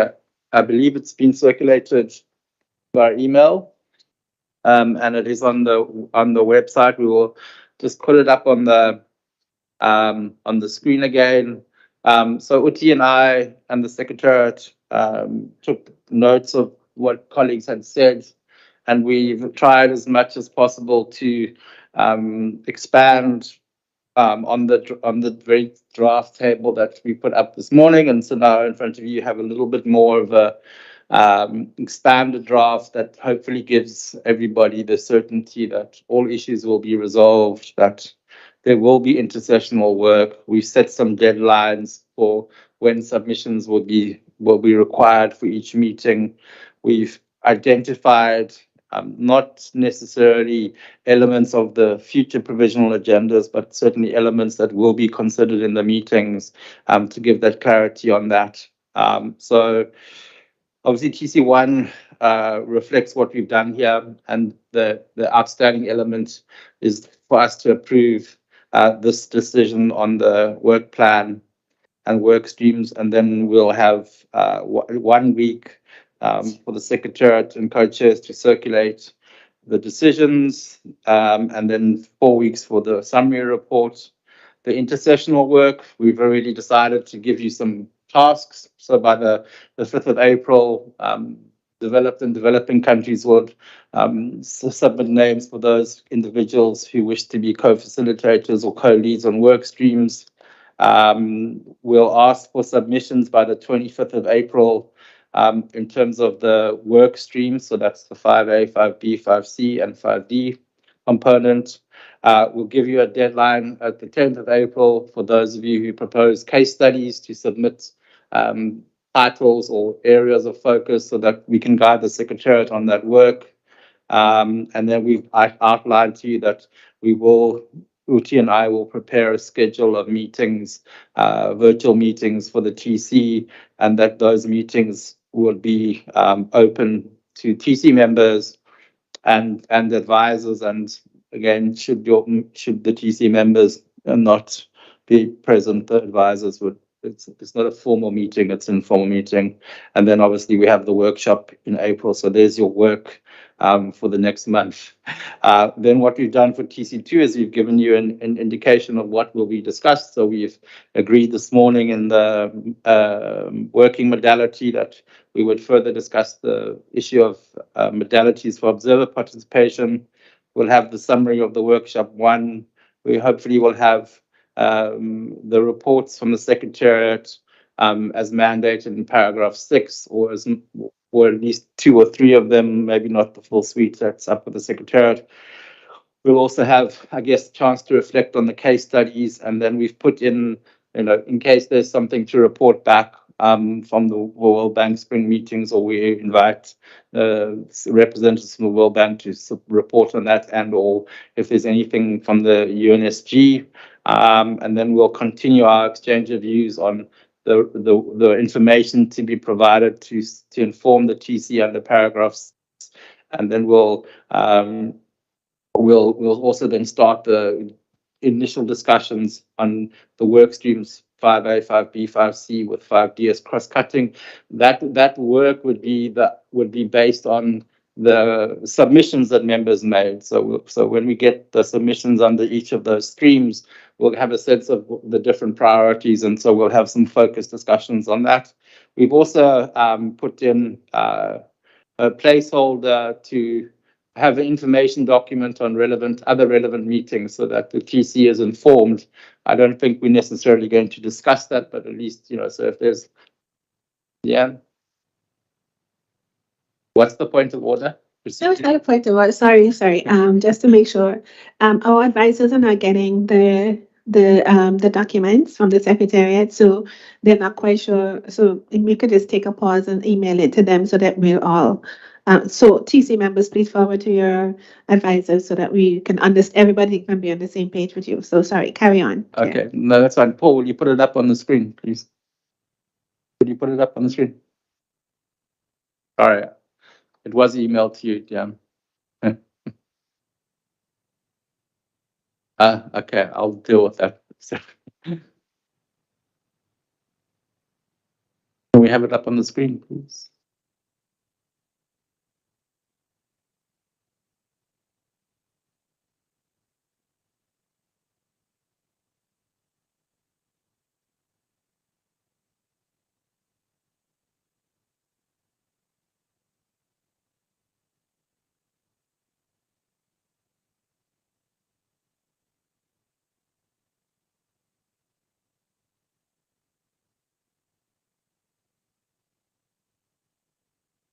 Okay, colleagues, they're just putting it up on the screen, so I'll pause here for the moment.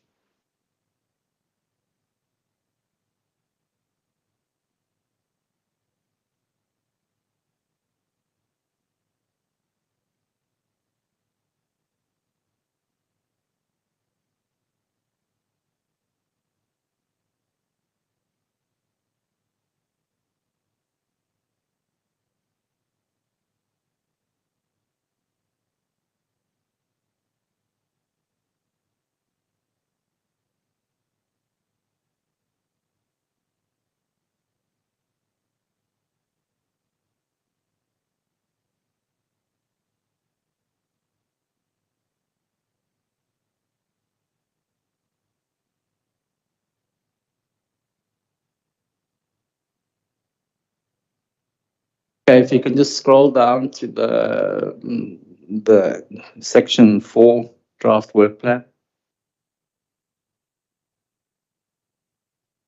No further. I think it's on page 3.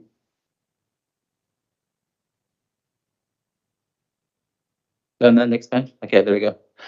Okay, let's just stop there. So there's the box that talks about TC1 and then the intersessional work between TC1 and TC2. Again, to confirm to the observers in the observer room that you can also make submissions. So there we go. And then the TC2, that's what we'll discuss. Those are going to be we will discuss those issues. We may have other issues. And the main outcome of TC2, if you can go up a little bit. If you can scroll up, please.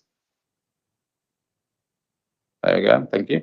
The main, again, there's some editorial things which you will just fix, so you don't need to point those out. But the main outcome of TC2 would be then the summary report and the decisions. And as far as possible, I hope this responds to your suggestions, Milagros and Jaime, that we'll in the report try and capture where there's emerging consensus.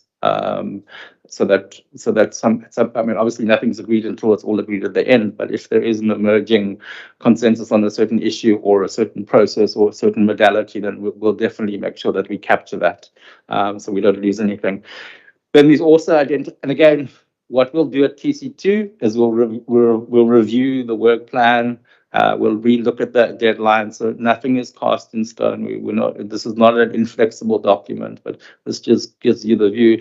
So in between TC2 and TC3, again, we'll have submissions for the work streams.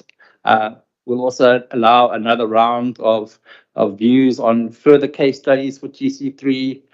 We'll have virtual meetings and technical meetings of the TC with your advisors. And then we've put in all along the way, we'll look as much as possible as co-chairs and with members where possible to ensure that we're consulting or having dialogues with the UNSCC constituted bodies. We'll have the second dialogue, or second Glasgow dialogue in June, and then the second workshop in July. That then gets us to TC3, and we'll have a range of documents. We'll have hopefully, thank you, we'll have hopefully all the completed documentation as mandated by Para 6. We'll have the outcomes or summary of the workshop 2, as well as the SB chair's summary of the Glasgow dialogue. We'll have the additional case studies. Assuming we haven't received or haven't heard back from the World Bank or from the UNSG, then we'll get a briefing from them on that work. We'll obviously continue the discussion on the information to inform our work from Paris 6, and we're assuming that we would have a second set of documents based on the second set of submissions on the elements of 5A, 5B, 5C, and 5D. Again, we'll have, hopefully for information purposes, reports or information from relevant international meetings. And then the main outcomes for TC3 will be the outline of the report to COP-CMA, and maybe a little bit more detail than just a table of contents, we hope, but let's see how we go. We'll also identify for the COP presidencies, the incoming and the current presidencies, what issues they may wish to take up to the ministers for the consultation period. And then there'll be a further chair summary and report of the meeting. And hopefully again, we'll capture the areas of consensus. Then we'll have intercessional work between September, and again, TC3 will review what we need to do to get to TC4. But at this point, we've suggested a final round of submissions by the 25th of September, a further round of technical meetings of the TC or virtual meetings as the members see fit. And then if there's any outreach that we need to do as a committee, then we'll do that. And hopefully we'll come to TC4 with again, I guess, the updated documents based on submissions for the mandates, and then the draft report, which we will, I guess, will start to populate. I don't think we've thought about that yet, Uti, and we have time for that. And then the main outcome of TC4 is the report. It will contain recommendations as per the mandate, and I think as we alluded to yesterday, there may be a broader set of recommendations that talk to the international community that's dealing with climate change or humanitarian assistance, or as we see fit. So that's what we are proposing to give us a guide. We hope that we can adopt this in this current form without further discussion, because we will continue to work on it, continue to revise on it. We believe it's captured as much as we possibly can from what you said this morning. So, Uti, do you want to add anything?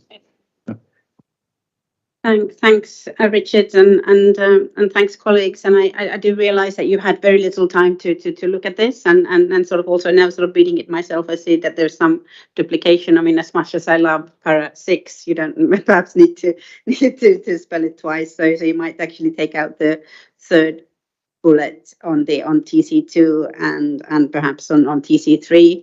But basically, what we wanted to convey the wording is that we see these sort of working the work stream on the fund continuing at the together with the work stream on the sort of the broader mosaic or the funding arrangements and analysis. So that was the first point. Also wanted to just point out that there's for the TC2, the last bullet should actually be 2 bullets, because obviously it is the co-chair summary and report of the meeting capturing areas of consensus.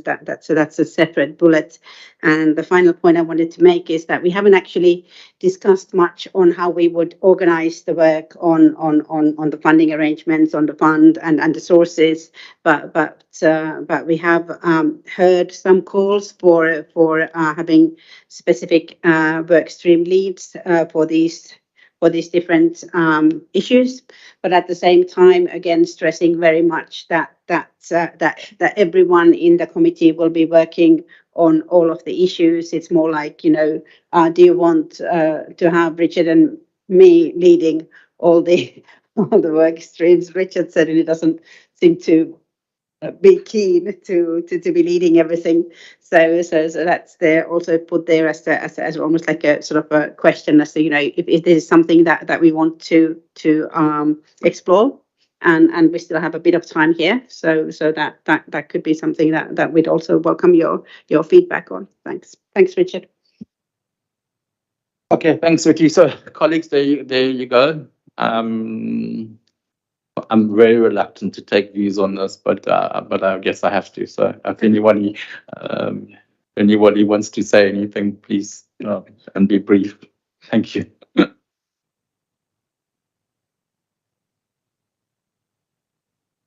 Stephen, you have the floor.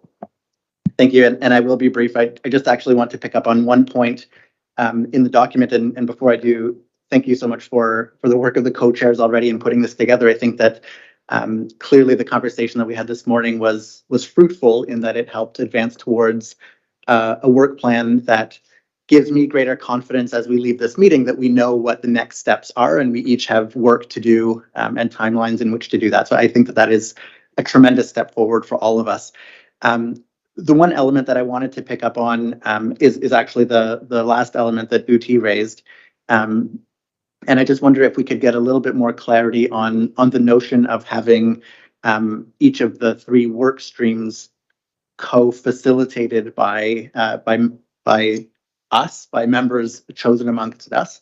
I see that there's clarity on the specific date, which is 3 business days away from now. So that work will have to happen very quickly as we proceed. But I think my greater question is what the mandate of those appointed people are. I know that we had discussions in the context of the work modalities that there may be a possibility that the TC would want to appoint such members, but I don't recall conversation over the past 3 days about how we might want to use those pairings of co-chairs to advance those three work streams.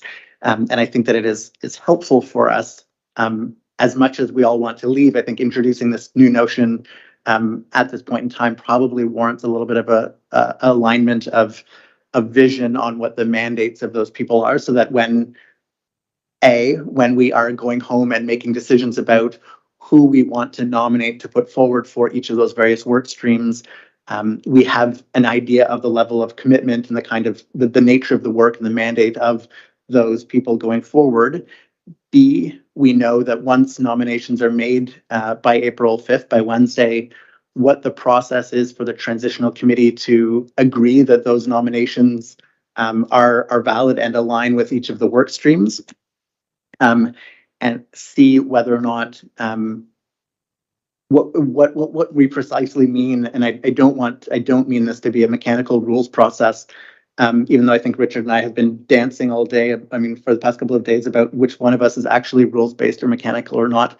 But is the paragraph 15 that we set out in the modalities focused on current TC members, and therefore the appointments only apply to those of us who are current TC members rather than past or future ones? I think that that's an important clarification as we think about the way forward, and quite simply just what their mandate is. So when these are appointed as of Wednesday, what it is, what elements of this list of mandate we're expecting them to do, and how, and probably the most important part for me is how we do that within the context that I think that we discussed and agreed to, which is that the Transitional Committee itself is taking forward all three elements of those mandates at the level of the Transitional Committee, not at subdivided or smaller group levels.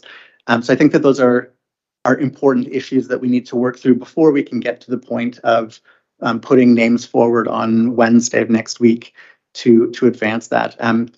And I guess buried in those questions is also the leading question, which is whether or not workstream co-chairs is the appropriate way to advance those work streams. I think that itself is a question that we haven't debated amongst the group, but I do hear, and I respect the views of the co-chair, that the alternative is a lot of weight on your shoulders. So those are my questions. Thank you. Okay, thank you, Stephen. So let me try and answer them. So on the first one,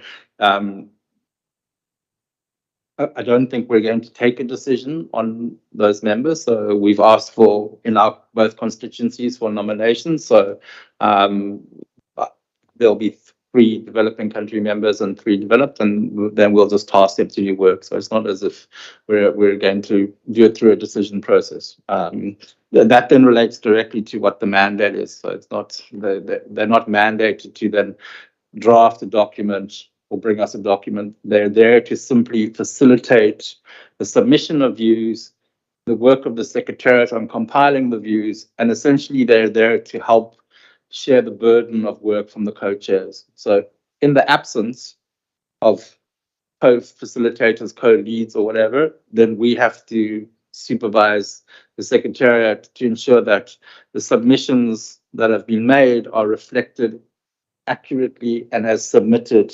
And so essentially that's that process, right? Now, we can always come back to TC2 to reconsider whether we give them additional mandates or what have you, but we have work to do, and either you can entrust it just to us, or we can collectively shoulder some burden, which is, I think, our preference. But if it's not going to work that way, then we will have to do it. So that's essentially what it is. So the co-leads or whatever would be responsible for ensuring that the document on the work streams that comes to TC2 is balanced, it reflects all views, and it's properly structured, right? Then we'll have a conversation at TC2, and we'll start to get a better sense of what will happen, and then the co-leads will help us get from TC2 to TC3 with the next round of submissions, and then the same goes on and on. Now, there could be many ways in which we decide this process to work, and if the feeling is no co-leads, then that's okay. So that's we just felt it was like that. If colleagues believe this needs further consideration, can we just agree to have volunteers to help us? So that's a plea to get to TC2 so that we're doing some of the submissions work, and then we can reconsider it more fully at TC2. But essentially that's all it is. Do you want to add? No, I think that's absolutely right. I mean, we do want to, share the burden, give everyone the opportunity to lead this year, since there's quite a lot of work to do. But at the same time, also recognize that we're just sort of starting our journey, and if indeed it makes sense to come back to this at the next TC meeting, when we perhaps have a bit more clarity on the way forward, that's fine as well. Thanks. Thanks, Vicky. So I've got Georg, Christina, and then Jaime. Thank you so much, and thank you for this updated version. I think it's getting to more specificity as we discussed this morning. 2 things. When I think with the case studies, I think we are on the same. I don't want perfect to be the enemy of good, right? Like, I think again, just supporting what Haja was saying earlier about more specificity, more granularity, but I really don't expect, treatises from each country. So when we say case studies, I hope we're just using that as more information. It would be good to capture somewhere, maybe it's if not in our work plan, then in the summary of key points from this meeting about what particular types of granularity we're getting at. And I would add that let's not forget the focus on particularly vulnerable and the most vulnerable populations out there. I would like to see, for the purposes of getting to our next step, our next major milestone, which is the workshop 1. I think we had some discussions today about the focus of workshop 1. And that's not reflected. Again, I'm flexible whether it's reflected in the work plan or a summary of the meeting, but there's a lot happening, and part of this is just memory joggers so that we remember what we decided and agreed on, than be trying to anything else. In terms of this is for me, I know we sort of batted around the idea of work streams, but we never actually agreed on what those were. I think the simplest way forward is just to say we will deliberate or exchanging of views and continuation of work in relation to all 4 elements of paragraph 5. That seems again to be the simplest thing. I'm worried, just to jump in on what was said about the work streams and co-facilitators. I'm a little worried about the point that Diane made about just the ability to engage in the capacity of various members. I think the easiest thing would be, I think, Richard, what you put forward, leaving it to the co-chairs and volunteers to get the work going intersessionally, and to set ourselves up. And also to use the capacity that we have from our growing secretariat, including the TSU. Okay, colleagues. So I think on that we don't have agreement on this approach. So I don't really want to entertain discussions further on this. So my sense is we'll delete the reference to work streams and we'll keep the document as is, and then I'll ask you to adopt it, and we'll come back to this at work stream at TC2. I don't think it's helpful to continue going around. I think we've got something that gives an indication. There's been a clear. We seem to have a clear. We seem to no. Let's not. I take that back, Christina. Sorry. I think we don't have fully yet an agreement on how to structure our work. So I apologize. I didn't mean to suggest that there was no agreement on the work streams. I think we just need to take further time to consider how we organize our work. And in that case, my proposal is to delete the references to work streams, and then to add in under TC2 further consideration of the work plan and the organization of the work plan.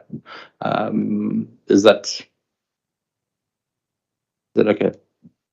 I'm fully supportive of reference to paragraph 5 and our mandate and all 4 elements. I was just suggesting that to say that we've agreed that we're going to do the work streams with A, B, and C with D as a cross-cutting. I know the idea in coffee breaks was right. That's all I'm saying. So I'm still going to, I'm just going to delete the word work streams, not the references, and then we'll just have 5A, 5B, 5C, and 5D, and then delete as cross-cutting elements. And then we'll include in TC2 then this matter of further consideration of structuring the work plan. Yeah. Sorry, you want to go ahead? Maybe just one suggestion, if indeed we're going to delete the word work stream also from the from basically on the outcomes of this meeting. So then the third bullet could read approved work plan and proposed work on 5A, B, C, and D. Would that work for colleagues? Oti, thank you very much. Jaime and Mohammed, are you going to comment on this, where we are right now, that we can adopt the document with just deleting the reference to work streams, and then as cross-cutting elements also deleted? Jaime? Sorry, I just have a question of clarification, but another part. Can do this quickly, and then I'll come to you before we adopt it. Mohammed? Thank you, Richard. So I'm concerned that now we are delaying the work. So I will leave it in your hands to deal with that, and with the understanding that we are delivering on 4 mandates, and intersessionally you can use any of the board interested TC members to assist. And if you mandate someone to do something, then it could be like one from developing to allow us to move forward. So this is the understanding. We're not just blocking things until we come to the second TC and restart work.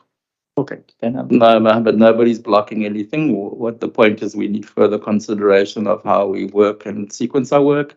Work is started, and work is going to start next week. So you have all those deadlines. So by the 25th of April, you will need to make submissions on 5A, 5B, 5C, and 5D. So nothing stopped, and we'll further consider in more detail options of how the TC can support the co-chairs, because I think that's the issue right now, less than it's a work stream or something else. Carlos is on this issue or is it on something else? I'll come to you, Dorian. Thank you, Kacha. Yeah, yes, it's in this issue about the work stream mentioned here. Maybe we can we can retain the work stream word without mention about the treatment of these work streams.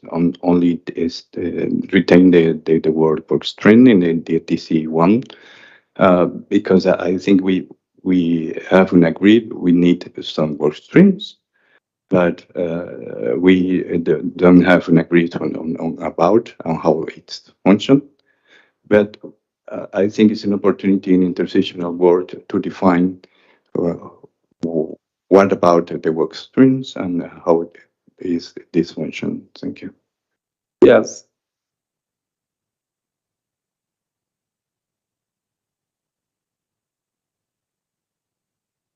So can we just stick to the proposal in front of us, which is to adopt this document with the dates and this table on the basis that the table will be reviewed at TC2, TC3, and that we would have further consideration of how we structure the work. And so work is happening, whether we call it a work stream or not, it's irrelevant. There would be, my understanding is that there would be, we've asked you for submissions, we've asked the observers and parties for submissions. We will then collate those submissions into 4 separate documents so they're readable. So can we just proceed on that basis? We need to have further discussion on whether we're structuring ourselves into work streams or working groups or thematic focuses, or whether it's co-chairs, whether it's co-facilitators. But the reality is that we want to adopt this document, so we set in stone the meetings, we set in stone the deadlines for submissions in the next month,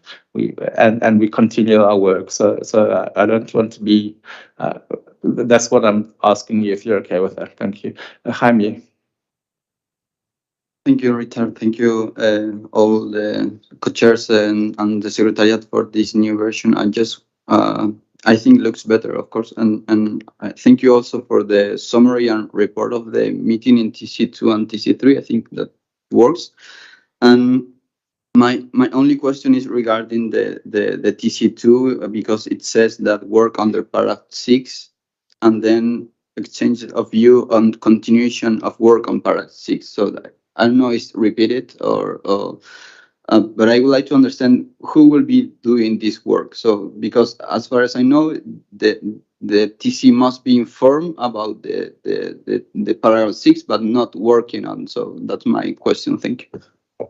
Yeah, so the third bullet point, it says work under paragraph 6. Uti had said that was redundant, and so we would delete it. What would happen at TC2 is we would have an exchange of views as the TC on the work that has been done by the Secretariat on the paragraph 6 issues. So it's the Secretariat that does that. They'll present it to us. So I'm assuming it would be the synthesis report would probably be the main product. There may be others, and so we'll consider that. So that's just a redundancy on our behalf, and also again the third bullet under TC3 is also redundant. So we'll clean it up, and as I when we send out the decisions to you in the 1 week period, it's on the understanding as a no objection basis. So we'll just clean up. We won't change any substantive elements of that. Is that okay? Yeah, thank you. Jean-Christophe, followed by Christina. By Sinead, sorry. Thank you, Richard. And thank you to the Secretary and to both co-chair for this document, which integrates a lot of ideas mentioned this morning during our discussion. I have 3 points. The first, on the submissions, so I note that now we are asking for submission for every meeting. So I would like to have clarity on how these submissions are going to be treated and integrated in our work. And I may react to that later. So Second, I note that you include possibility of virtual meetings and technical meetings for the intersessional work, which is great. But these are not including case studies. So that's a disappointment to me that we are not be able to have any case study before the TC2 meeting. It would have been very useful to make real progress at TC2 to have these case studies. I understand that could be difficult to arrange that in the period between the workshop and the TC2, but if it would have been possible to try to, I think it would have been very, very useful for us to have that. And my third point is about the deadline for the report. So we have no deadline here, just a matter, I don't want to press anybody, actually, but it's just a matter of organization of our work. Knowing when the document will be issued will be of enormous importance for all of us to organize, to prepare, to look at it, and to be ready for the TC2 meeting. So it could be any specification of any date for that will be great. Thank you. Okay, thanks, Jean-Christophe. So the submissions process is to ensure that throughout the year we're receiving feedback from members on the various issues of importance, and that we're collecting them, and then as we refine the discussion, we will get into more and more detail. So, assuming that Mohammed and the Africans make one detailed submission on everything, you would assume that you wouldn't need to resubmit it. So it's almost like a living document as we discuss things under one of the fives. There may be more issues that come out that people haven't put in their submission. So it's just a way in which, and those submissions will be on the website, and it's just that's just the process.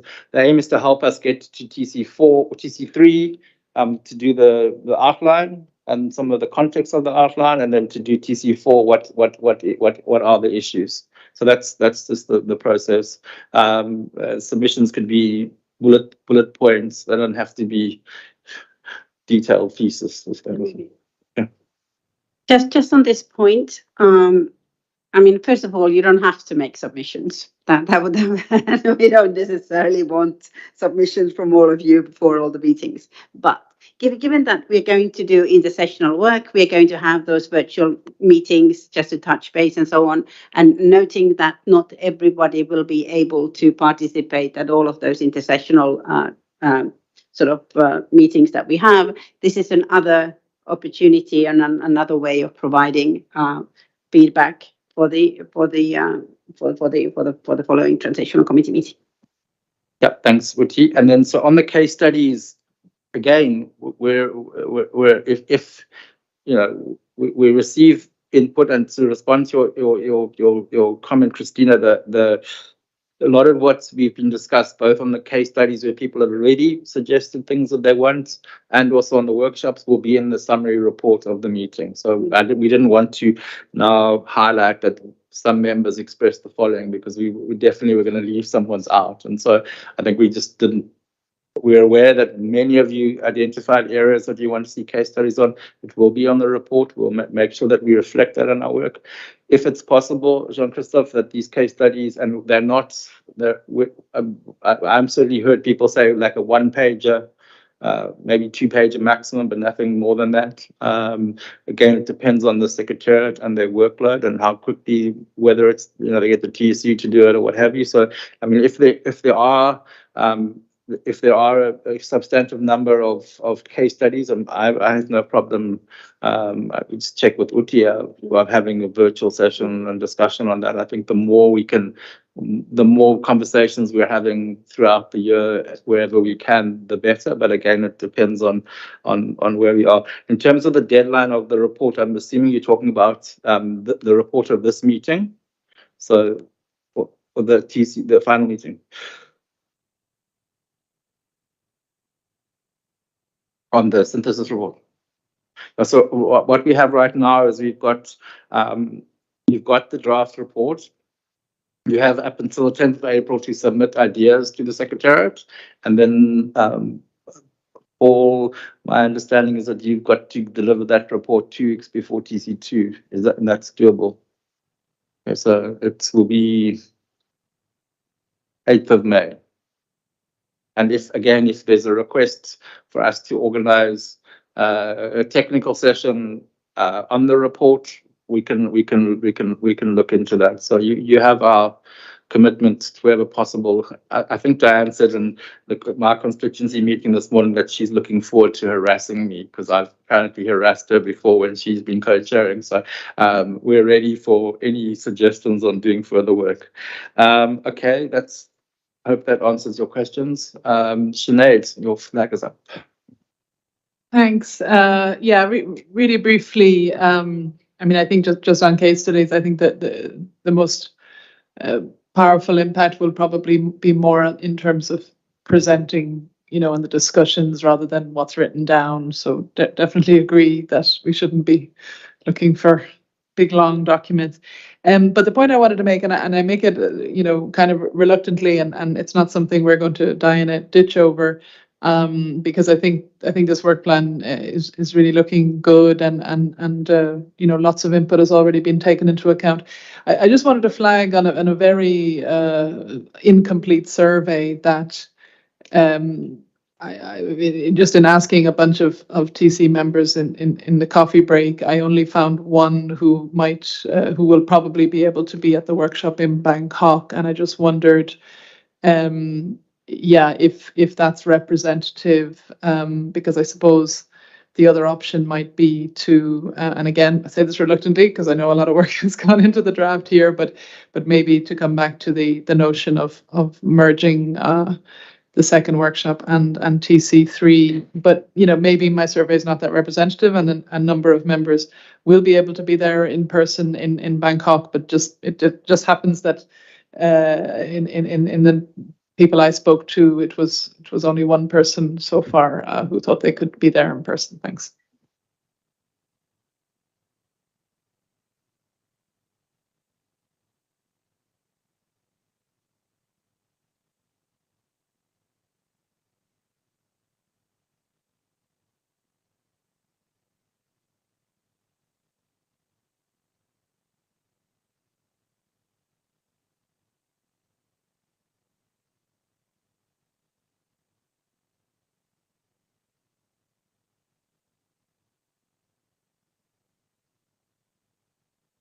Okay, thanks, Sinead. So our request is to leave it as is. I mean, we have circulated this to both constituencies, and we certainly have not heard what you've heard.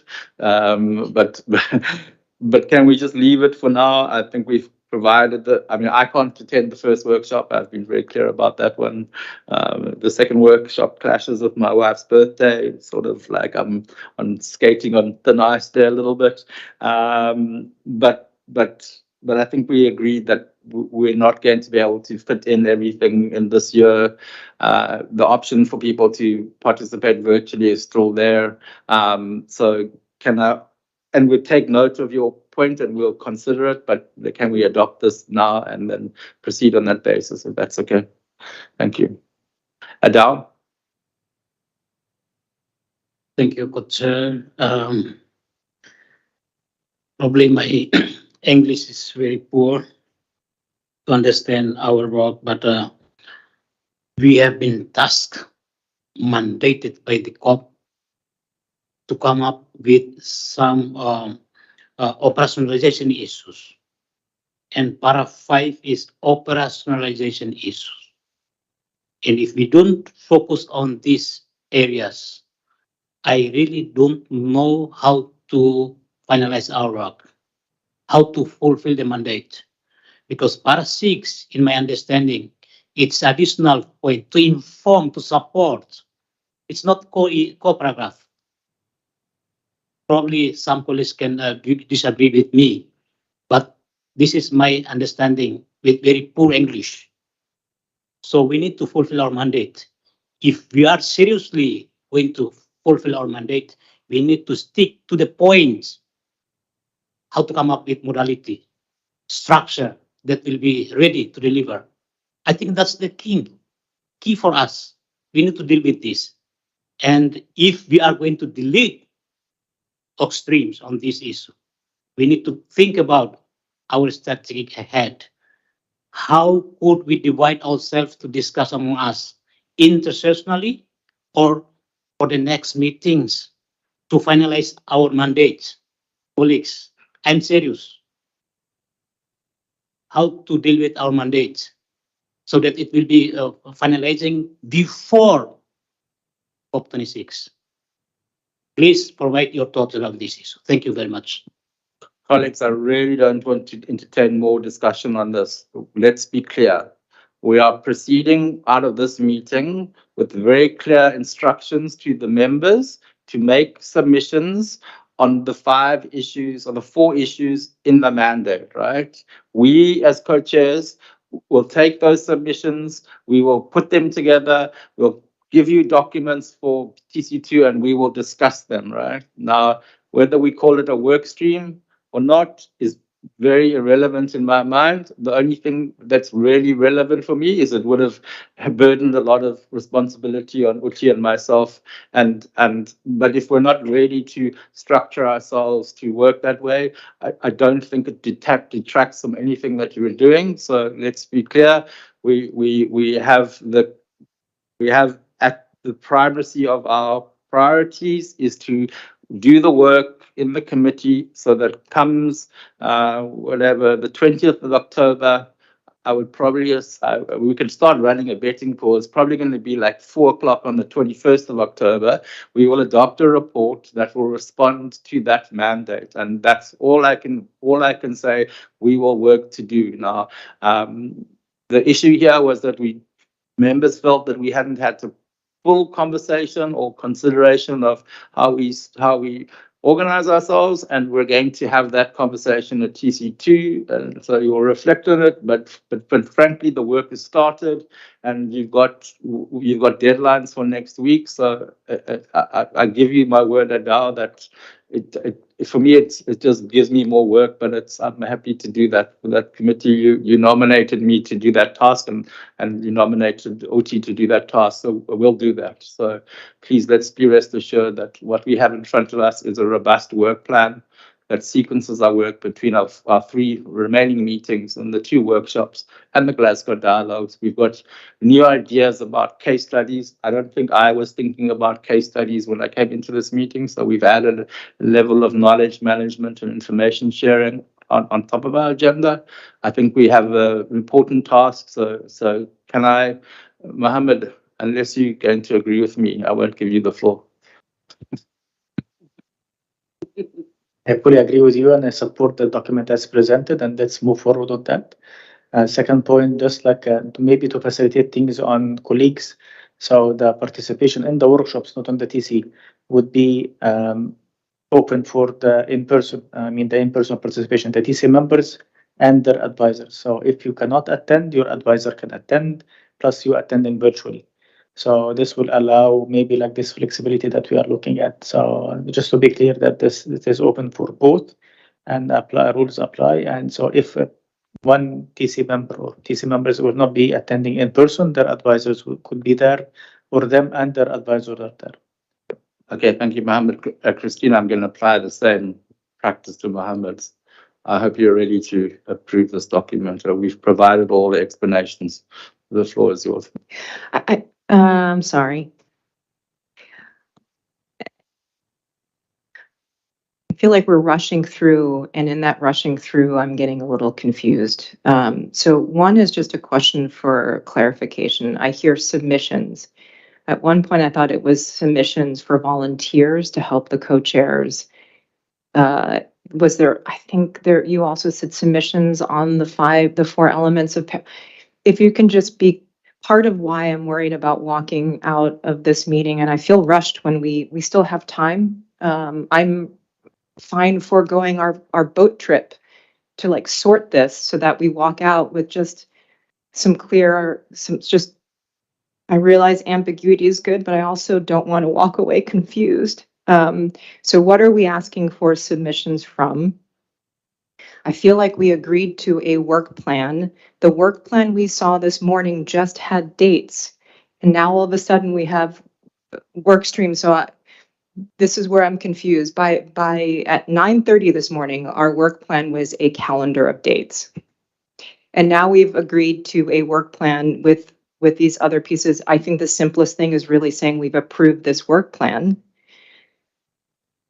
We also discussed, again, I don't need it in the work plan. I just need it written somewhere. So just assurances that it will be in the summary about all of the discussion we had this morning on the workshops and what they will focus on in the summary.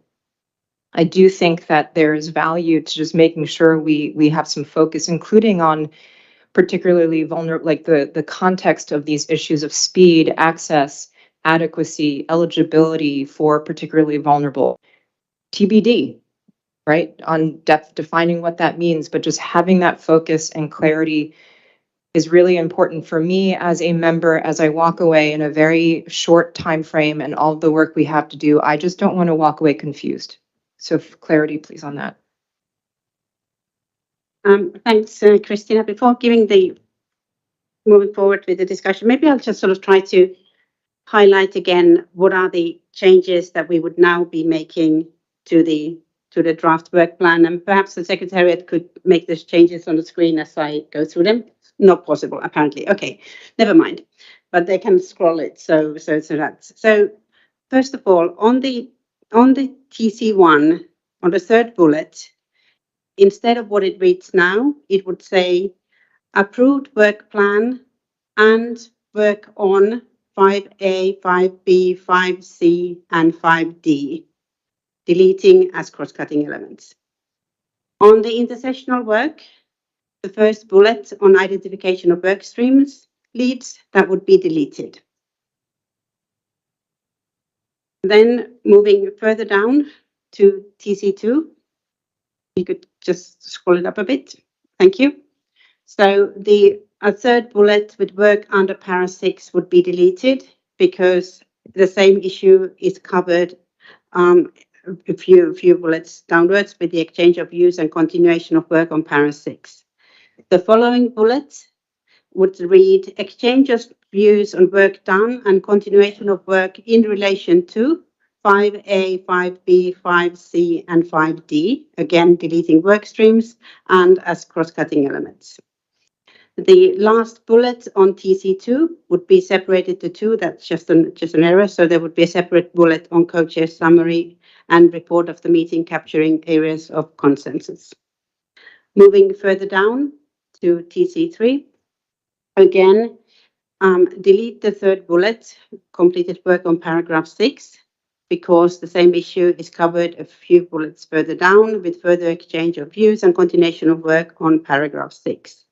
The following bullet would read further exchange of views and additional work on 5A, 5B, 5C, and 5D. So those would be the changes that we would propose to make to the work plan. We would come back to the work plan at the next meeting, again noting that it may need to evolve as we go along. While we have time, and I'm happy to sit here through the afternoon as well, but I do fear that the more we sort of start debating all of this, it's not necessarily going to improve the outcome or the product of this meeting. Thank you. Thanks, Uti. And again, just to clarify, Christina, that everything that people have said in the meeting will be captured in the summary of the meeting, and that we do not intend to go backwards. We're going forwards, and that's the only direction that we're working in. The submissions has been raised since the retreat. People have been asking for them. It's just simply an opportunity for people to submit their views to the TC. If you feel that it's too open-ended, we as the co-chairs can suggest some questions to help you guide it, but it's how we collect our work. If we don't take submissions, then we're not having a discussion on paragraph 5, and we've already agreed that, and that's been a priority as expressed by members. So I'm not quite sure. And we have to cater for the submissions from the observers. They've asked for that. They want to share their views. So I'm not quite sure. I think it is actually in the work modality that we would continue to have a submissions process. And so all we've done is we've suggested some timelines so that people are clear what we want.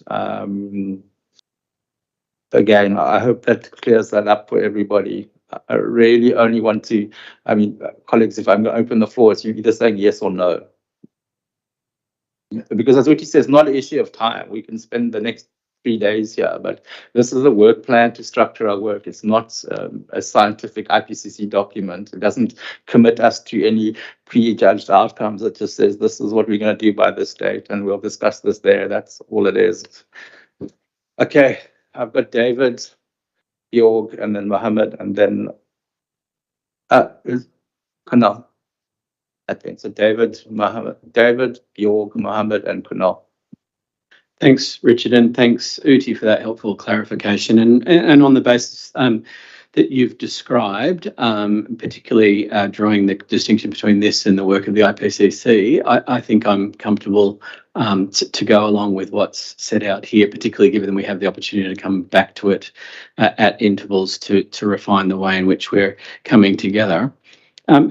Just one question, I suppose, and it relates to case studies, and you rightly pointed out, Richard, that we have added this as an element of the work that we are going to do going forward. This sort of important input that I think we've all agreed is going to really help us understand what it is that we're seeking to ultimately deliver here. We are, according to the way we've drafted this here, limiting suggestions for those case studies to TC members only. And I'm okay with that if that's the consensus view around the table. I would prefer to open the opportunity for suggestions for case studies to come from a broader range. I have no particular reluctance in suggesting that, as we do with the line above, parties and observers might wish to make suggestions in relation to case studies, just because I think these case studies are really important. Their potential is really significant, and having the widest number of potential ideas on the table, I think, probably benefits us. So, again, I won't die in a ditch, and I'm not seeking to prolong our discussions here, but I do genuinely want to ask that question. Thank you. Thanks, David. I'm happy to open it up for submissions, noting that there's going to be a limit of how many you want to do. And so thank you for giving co-chairs further work to determine what's on how many case studies. So we can open that up if it's okay. I have no problem with that. Thank you for that suggestion. Or the secretary just make that amendment in the updated version so that submissions would be from parties and observer organizations. Georg. Thank you. So I think we should work in a way where anyone should feel free at any point in time to provide input and ideas. And I'm not sure why we have to call it submissions. It's the very UNSCE process word that, I don't think that's the way we want to work here. So first of all, I think practically, I think it would be great if we could, we as members of the committee could have our emails or a group or whatever, so we can communicate with each other whenever we want to. So we can have secretaries help us with that. That would be great. So as I said, any ideas on paragraph 5 or anything else? At any point in time, that could be helpful for us to work and get towards what we want to conclude by the end with our task. I think should be great. It does not mean for me that this has to be put together in a document or anything. Obviously, we have to have it provided as input and ideas for us to help our discussions move forward. That's all. That's one thing, and we can. I agree that we can get back to our next meeting, structuring and how we want to do this. But that's what I see that we need for now. I just also one tiny thing is that paragraph 5, and I certainly agree that we have a clear mandate for recommendations on A, B, C, D, but it also says that shall be considered in recommendations, but it also says inter alia. So I don't want to. There might be other things that we would want to put into our recommendations, and I don't want to create a sense that I have to raise something as any other matters for bringing something into our recommendations in the end. This has to do with the structuring. It's all part of one recommendation that we're providing. And lastly, you mentioned, Oti, that we might meet virtually. I think you said to touch base. I don't think we need to meet to touch base. But I have asked about if you could set a date for a virtual meeting on the synthesis report and a draft on the synthesis report, because, and again, I think it's important in order to provide an input to the secretariat from our side about, where we might see things that could still be done to be useful in the report that will be finalized ahead of our meeting in May, TC2. Just to avoid that, we'll have a paper produced for that meeting, and then we'll have people saying that, but we wanted more on this or more on that, or we didn't think it was supposed to be like that. Let's just set a date. I think that would be, again, useful for a virtual meeting among ourselves on a task that the secretariat has been given to help us. And if you don't put the date now, let's do it as early as possible so we can plan that in. Yeah, sure. Thanks, Georg. So colleagues, we would propose that if the document gets to you on the 8th of May, you will be ready to have a information session, technical session on the 15th of May. Is that okay? For the week. As long as that is sufficient time for the secretariat to still do amendments or revisions of the report. That's up to the secretariat what they need. No, I think we need to be clear here. It's a secretariat document, right? So the process I set out here is that you have until the 10th of April to share views. The secretariat will consider those views. The secretariat has said that, as in accordance with what we agreed in the working modality of 2 weeks before a document, which is the 8th of May, so that is the final document. We will then, as Jean-Christophe had previously asked, organize a session for members to the secretary to present that session, but that document is not, we don't have the mandate to amend that document. Now, if we have a conversation at TC2 on the document and we think as a committee further work is required on the landscape and the mapping, then we can give further mandates, but we're not here to write secretariat documents. That mandate is not to us. So I think we don't have agreement on that then. Sorry. No, and that's not what I said also. I said if there is a draft of this report that one could look at and one could suggest other things that might be highlighted or that might be needed and useful in that report, that might help the secretariat in order to, and as I said earlier, it's not the ownership of the committee, it's the secretariat's task. So I don't, I'm not sure if you're talking past each other, but to confirm, Georg, we've put in a deadline of the 10th of April for members of the committee to provide comments on the draft synthesis report that was circulated to you last week. So you have an opportunity to do that. And then what I thought I heard you say, and we don't have to do this if you don't want to then organize a technical session or technical briefing on the final report once it's delivered. If you don't want that, we'll just deal with that at the TC itself.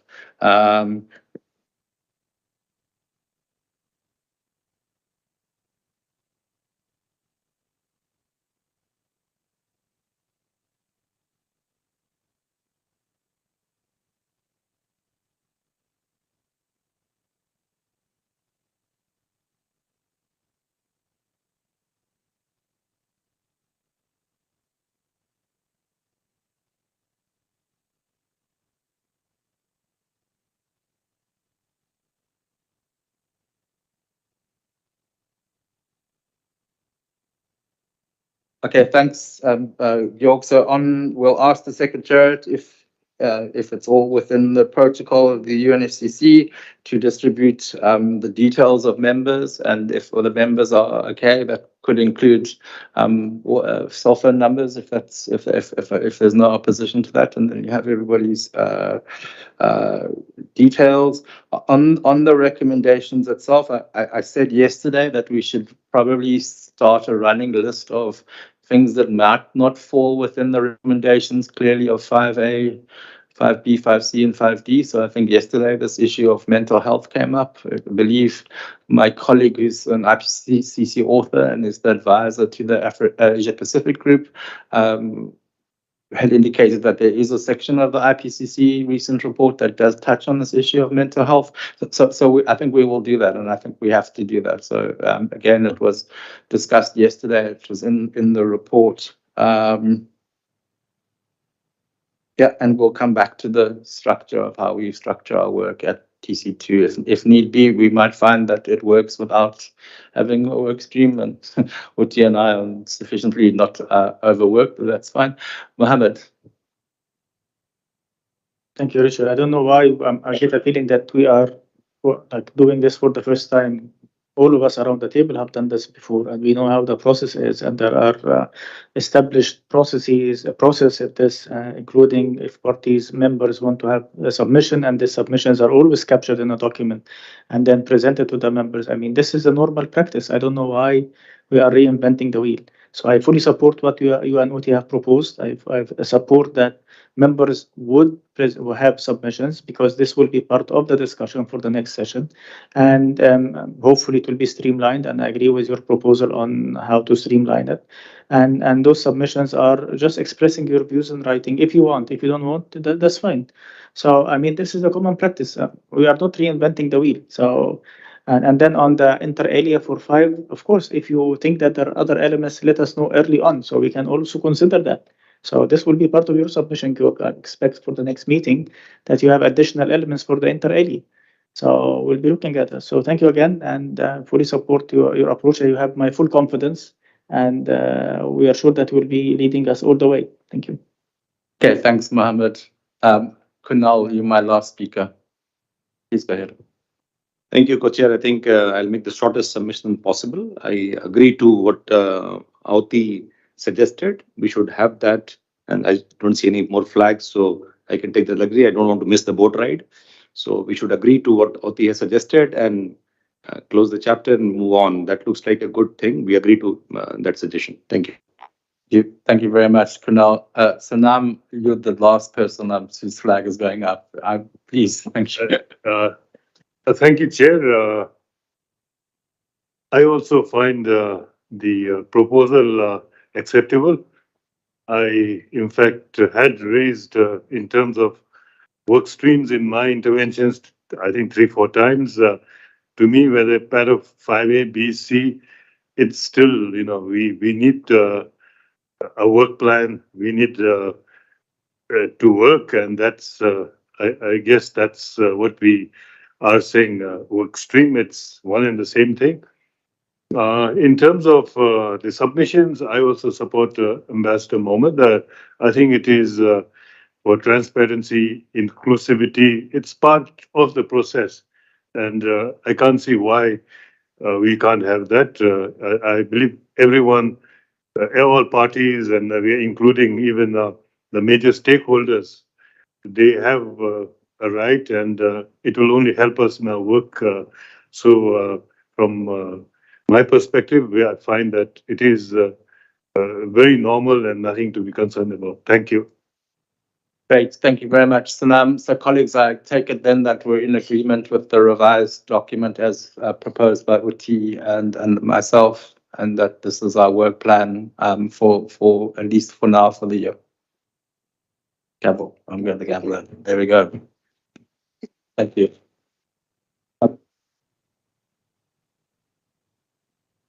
Okay, colleagues, the next issue is just to conclude our work around other matters. And under there, we had the discussion on the budget, but we also had the exchange of views with the observers, and the observers have asked us to make a final statement of 3 minutes. So New things. on new things, things that we haven't heard before. So if they're listening, I think it's Harjeet, if you could come through,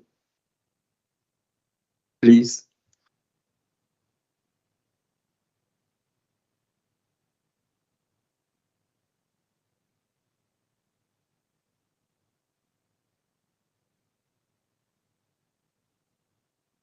Okay, thank you very much. We've got 2 participants.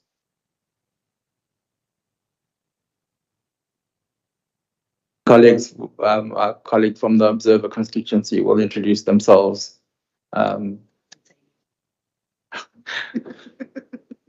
We can't tell them what to say.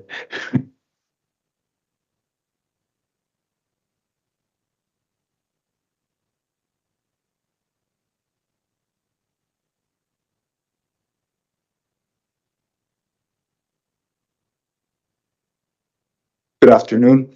I am Ahmed Ruby from Climate Action Network, speaking on behalf of Indigenous peoples, the Women and Gender constituency, trade unions, as well as the environmental NGO constituency, both the Global Campaign to Demand Climate Justice, as well as Climate Action Network.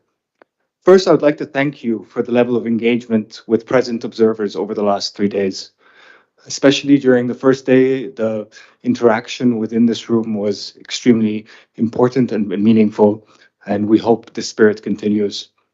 But also, during the sidelines of this meeting, during iftar, as well as different breaks.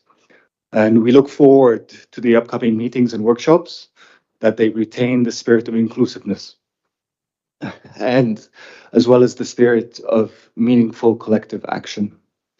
We are confident that parties will come to the table in good faith, enshrining the principles of equity, justice, as well as the principle of the polluter pays.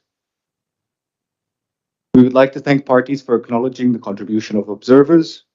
We are committed to fully engage in the upcoming process and continuing to provide constructive inputs. I'm here today to make 5 quick bullet points on key points around observer engagement in the remainder of this technical committee's work. Number 1, currently constituencies are only allocated 3 seats per constituency.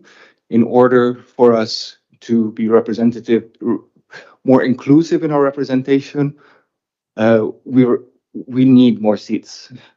Of course, earlier communication about registration, so members are able to coordinate their travel, as well as representation to be more equitable, as colleagues from developing countries usually require additional time to organize visas and travel arrangements. I think a few of you remarked over the last couple of days, and I think this is a unanimous feeling among observers that in order for engagement to be more meaningful, we need to be in the same room. The proposal of supporting participation of observers that many of you mentioned during the first day is greatly appreciated, and is namely observers from developing countries is greatly appreciated, and we hope that this does actually manifest. Of course, ensuring full remote participation will also increase the level of engagement in in-person meetings, but also as necessary in intersessional meetings. And we'd like to reaffirm the importance of enhancing engagement of non-party stakeholders through submissions, as indicated in the recently adopted work plan. Thank you very much for your time. Thank you very much. And yes, it is in the work plan, the modality, enhanced modality for TC2. I would say that I certainly don't see the issue of being in a room as being a modality. It's just simply a practical, logistical question. But we'll get to that, and we've heard you clearly, and we started a process with other matters agenda item, and I hope that my fellow colleagues will agree to a formal agenda item at TC2 onwards, where that we continue this exchange. We will consider additional modalities as needed, and we look forward to the continued engagement with the observer constituencies. And our friend David Higgins has also asked you to make submissions on case studies, because you told us clearly the other day that you know best what's happening on the ground. So we look forward to those additional submissions. And so I want to thank you and the observer constituency. And somebody had suggested to me that once we close the meeting, we would invite you all to come to this room and have a joint picture with the TC members. I don't know if that's possible, but there was a. But thank you very much, and we look forward to your continued support and engagement. I'm now going to hand over to Uti to start the wrapping up on the agenda items. Thank you. Thank you very much. So basically, we still have two things to do. So we've dealt with other matters. We still have the conclusion and next steps and the closure of the meetings. So on the conclusion and next steps, I think we already provided a lot of clarity in the agenda item that we just discussed on the work plan. But I would like to go through the summary points of this meeting. This will also be circulated to you by email, so no need to take any notes. But at the same time, it's important to read it out for the benefit of also those following the webcast. So just to recap what we've done here over the past 3 days. So the Transitional Committee elected Richard and myself as co-chairs for the duration of this mandate. The Transitional Committee adopted its working arrangements and work plan. In organizing its work, the Transitional Committee agreed to have a 4th meeting, to hold monthly video calls to discuss preparatory work for the next meeting, that workshops would be hybrid, that exchange of views with observers to be a standing agenda item at each meeting, in addition to their active involvement in the workshops and the Glasgow dialogue. The co-chairs, together with the Secretariat, to manage that the information on the rotation of shared seats would always be up to date and available to the Transitional Committee. On the initial Secretariat synthesis report, the Transitional Committee offered initial feedback on the paper and made suggestions for additional work, including, inter alia, incorporating information from mapping that has been carried out by others, as well as inputs from members, and to use the workshops, the Santiago Network workshop and the Glasgow Dialogue as opportunities for widening source of inputs. The revised paper should also offer analysis that go beyond a compilation to help inform the discussions of the Transitional Committee in the context of paragraphs 5 and 6. Members to provide further inputs during the intersessional period, including by commenting on draft materials.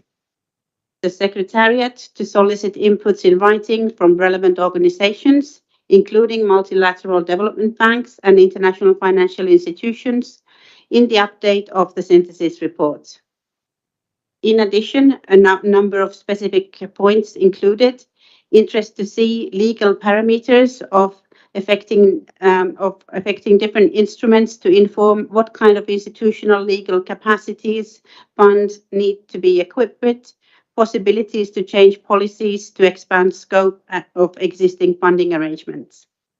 Interest to see more as direct budget support as an instrument and access to different funding instruments and sources from the community level. For the diagram, to consider revisiting it so that it looks less linear, include a lens of slow onset events. Exploration of spectrum of loss and damage events versus high things presented in a table estimating how many of the funds or instruments address which parts of the spectrum, connect needs with potential options. Explore what happens in case where you can't recover. Examples from other sectors of funding to respond to slow onset processes, and need for further analysis that helps to point to gaps.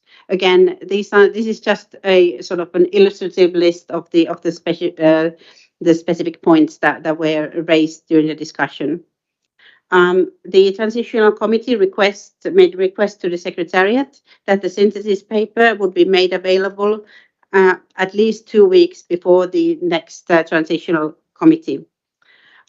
The Secretariat to invite the IPCC to its next meeting to provide an overview of the synthesis report of the 6th assessment report and discuss ways in which the latest science can inform provision of support to developing countries that are particularly vulnerable to the adverse effects of climate change in addressing loss and damage associated with the adverse effects of climate change. The Secretariat to provide informal summaries of the 2 mandated workshops in time for the subsequent Transitional Committee meeting. The Transitional Committee also requested topics for additional background materials through the TSU and also offered elements that each fund or funding arrangements could provide information on to provide a rich set of examples and lessons that the committee could draw upon in its work. Such topics include, inter alia, how to consider future conditions in discussions of priority gaps and needs and ways in which these could be best addressed. From the World Bank, information on non-IDA funding, speed through which various crisis windows respond, eligibility, who is covered by what, issues of adequacy and access, whether there are ways other than slow onset window that bank responds to slow onset events, breakdown by various instruments the bank has for response, reconstruction, rehabilitation, extent to which non-economic losses covered, triggers for funding, issues of debt burden, how much of funding is at a grassroots level, geographical coverage, whether the World Bank Paris alignment policy extends to adequacy or new and additional resources. From OCHA, more information on scale of the gap and trends in funding for humanitarian action, extent of collaboration with IFIs, how funding can be accessed by local communities, a way in which OCHA works with countries with supplementing government capacity versus filling in cases of fragile context. Also, information on triggers, mobilization of resources. From the JEF, more details about how they approved a high-T project in 1 day, what the modality for quick response was. From the IFRC, types of cooperation modalities in place between funding entities and governments and communities to enable quick responses to the needs of developing countries. Proportions of funding that go toward immediate early response/relief versus longer term. And from IOM, examples of blue and carbon credit mechanisms that generate funding, how effective are durable solutions for displacement, and what percentage of resources are allocated to that. On other issues, the Transitional Committee identified topics that could be a basis for invited speakers for future meetings or at the workshop, including case studies of countries in different regions and how they address loss and damage, case studies from developed countries and how they deal with adverse impacts, such as FEMA for the USA, more information about climate debt deferment clauses and government mechanisms that allow for rapid disbursement. So that's just to give you a flavor of some of the substantive discussions that we've had over the past 3 years, but it is really 3 days. I think that was a really a Freudian slip. Feels like 3 years. Anyway, on that note, the action that we now have here is the Transitional Committee is invited to consider on how to summarize and report on this meeting. So we are proposing to provide the list of action points, the decisions taken in a week's time, in line with the agreed adopted working modalities, and then the actual report of the meeting would then follow. So do we need to gavel this? No, that's no decision. That was just information. Right. Okay, but can I now gavel to close the meeting?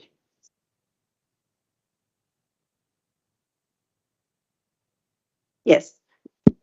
It goes without saying.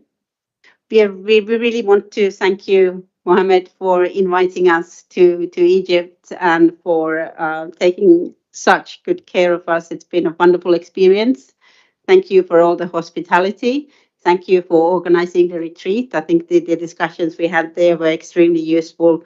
So I think we really owe huge thanks to you and really sort of look forward to working with you now as a transitional committee member.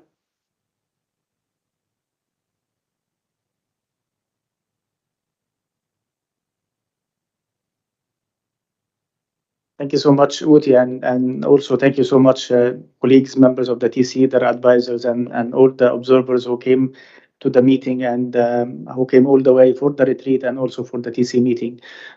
This is an honor for us, and also I'm conveying the thanks of Minister Sameh Shokri, the COP27 president, and we hope that this meeting sets the tone for our coming meetings, not in terms of the activities, but also in terms of the spirit that was reflected and the engagement that we've seen from everybody, from the observers to the TC members and their advisors. So we hope that this year we'll be able to deliver on the mandate that was envisaged and called for by the communities at the front lines.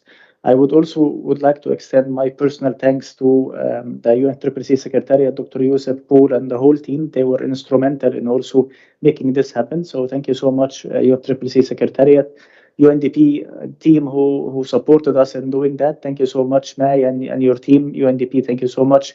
And also for those institutions who have provided the support, and they were mentioned in the beginning, that allows for this meeting to happen. And of course, my team, my advisor Amr and Maria and the rest of the team. So thank you again, and we hope that we have more meetings in Egypt. I mean, I'm always ready. And whenever you say, I'll be working on something. So thank you again for being here, and we hope that this will be like a good start for a very good outcome that we're all be proud of. Thank you.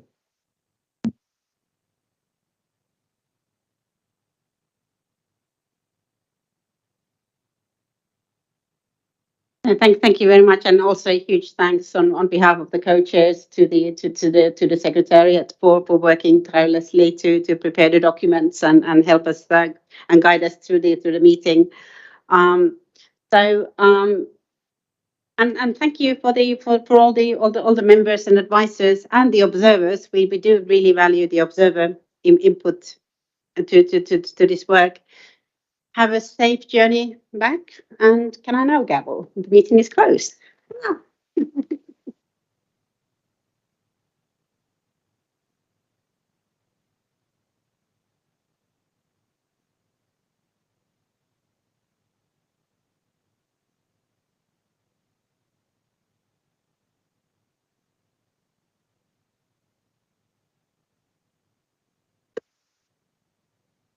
Can I have 1 minute, please? Those are going to join the boat, the felucca, at 4:15. We'll meet at the pier downstairs at 4:15. And we're still going to have a group photo now with everyone in this room and the other room. So they're coming here. So before you escape, quick photo. Thank you.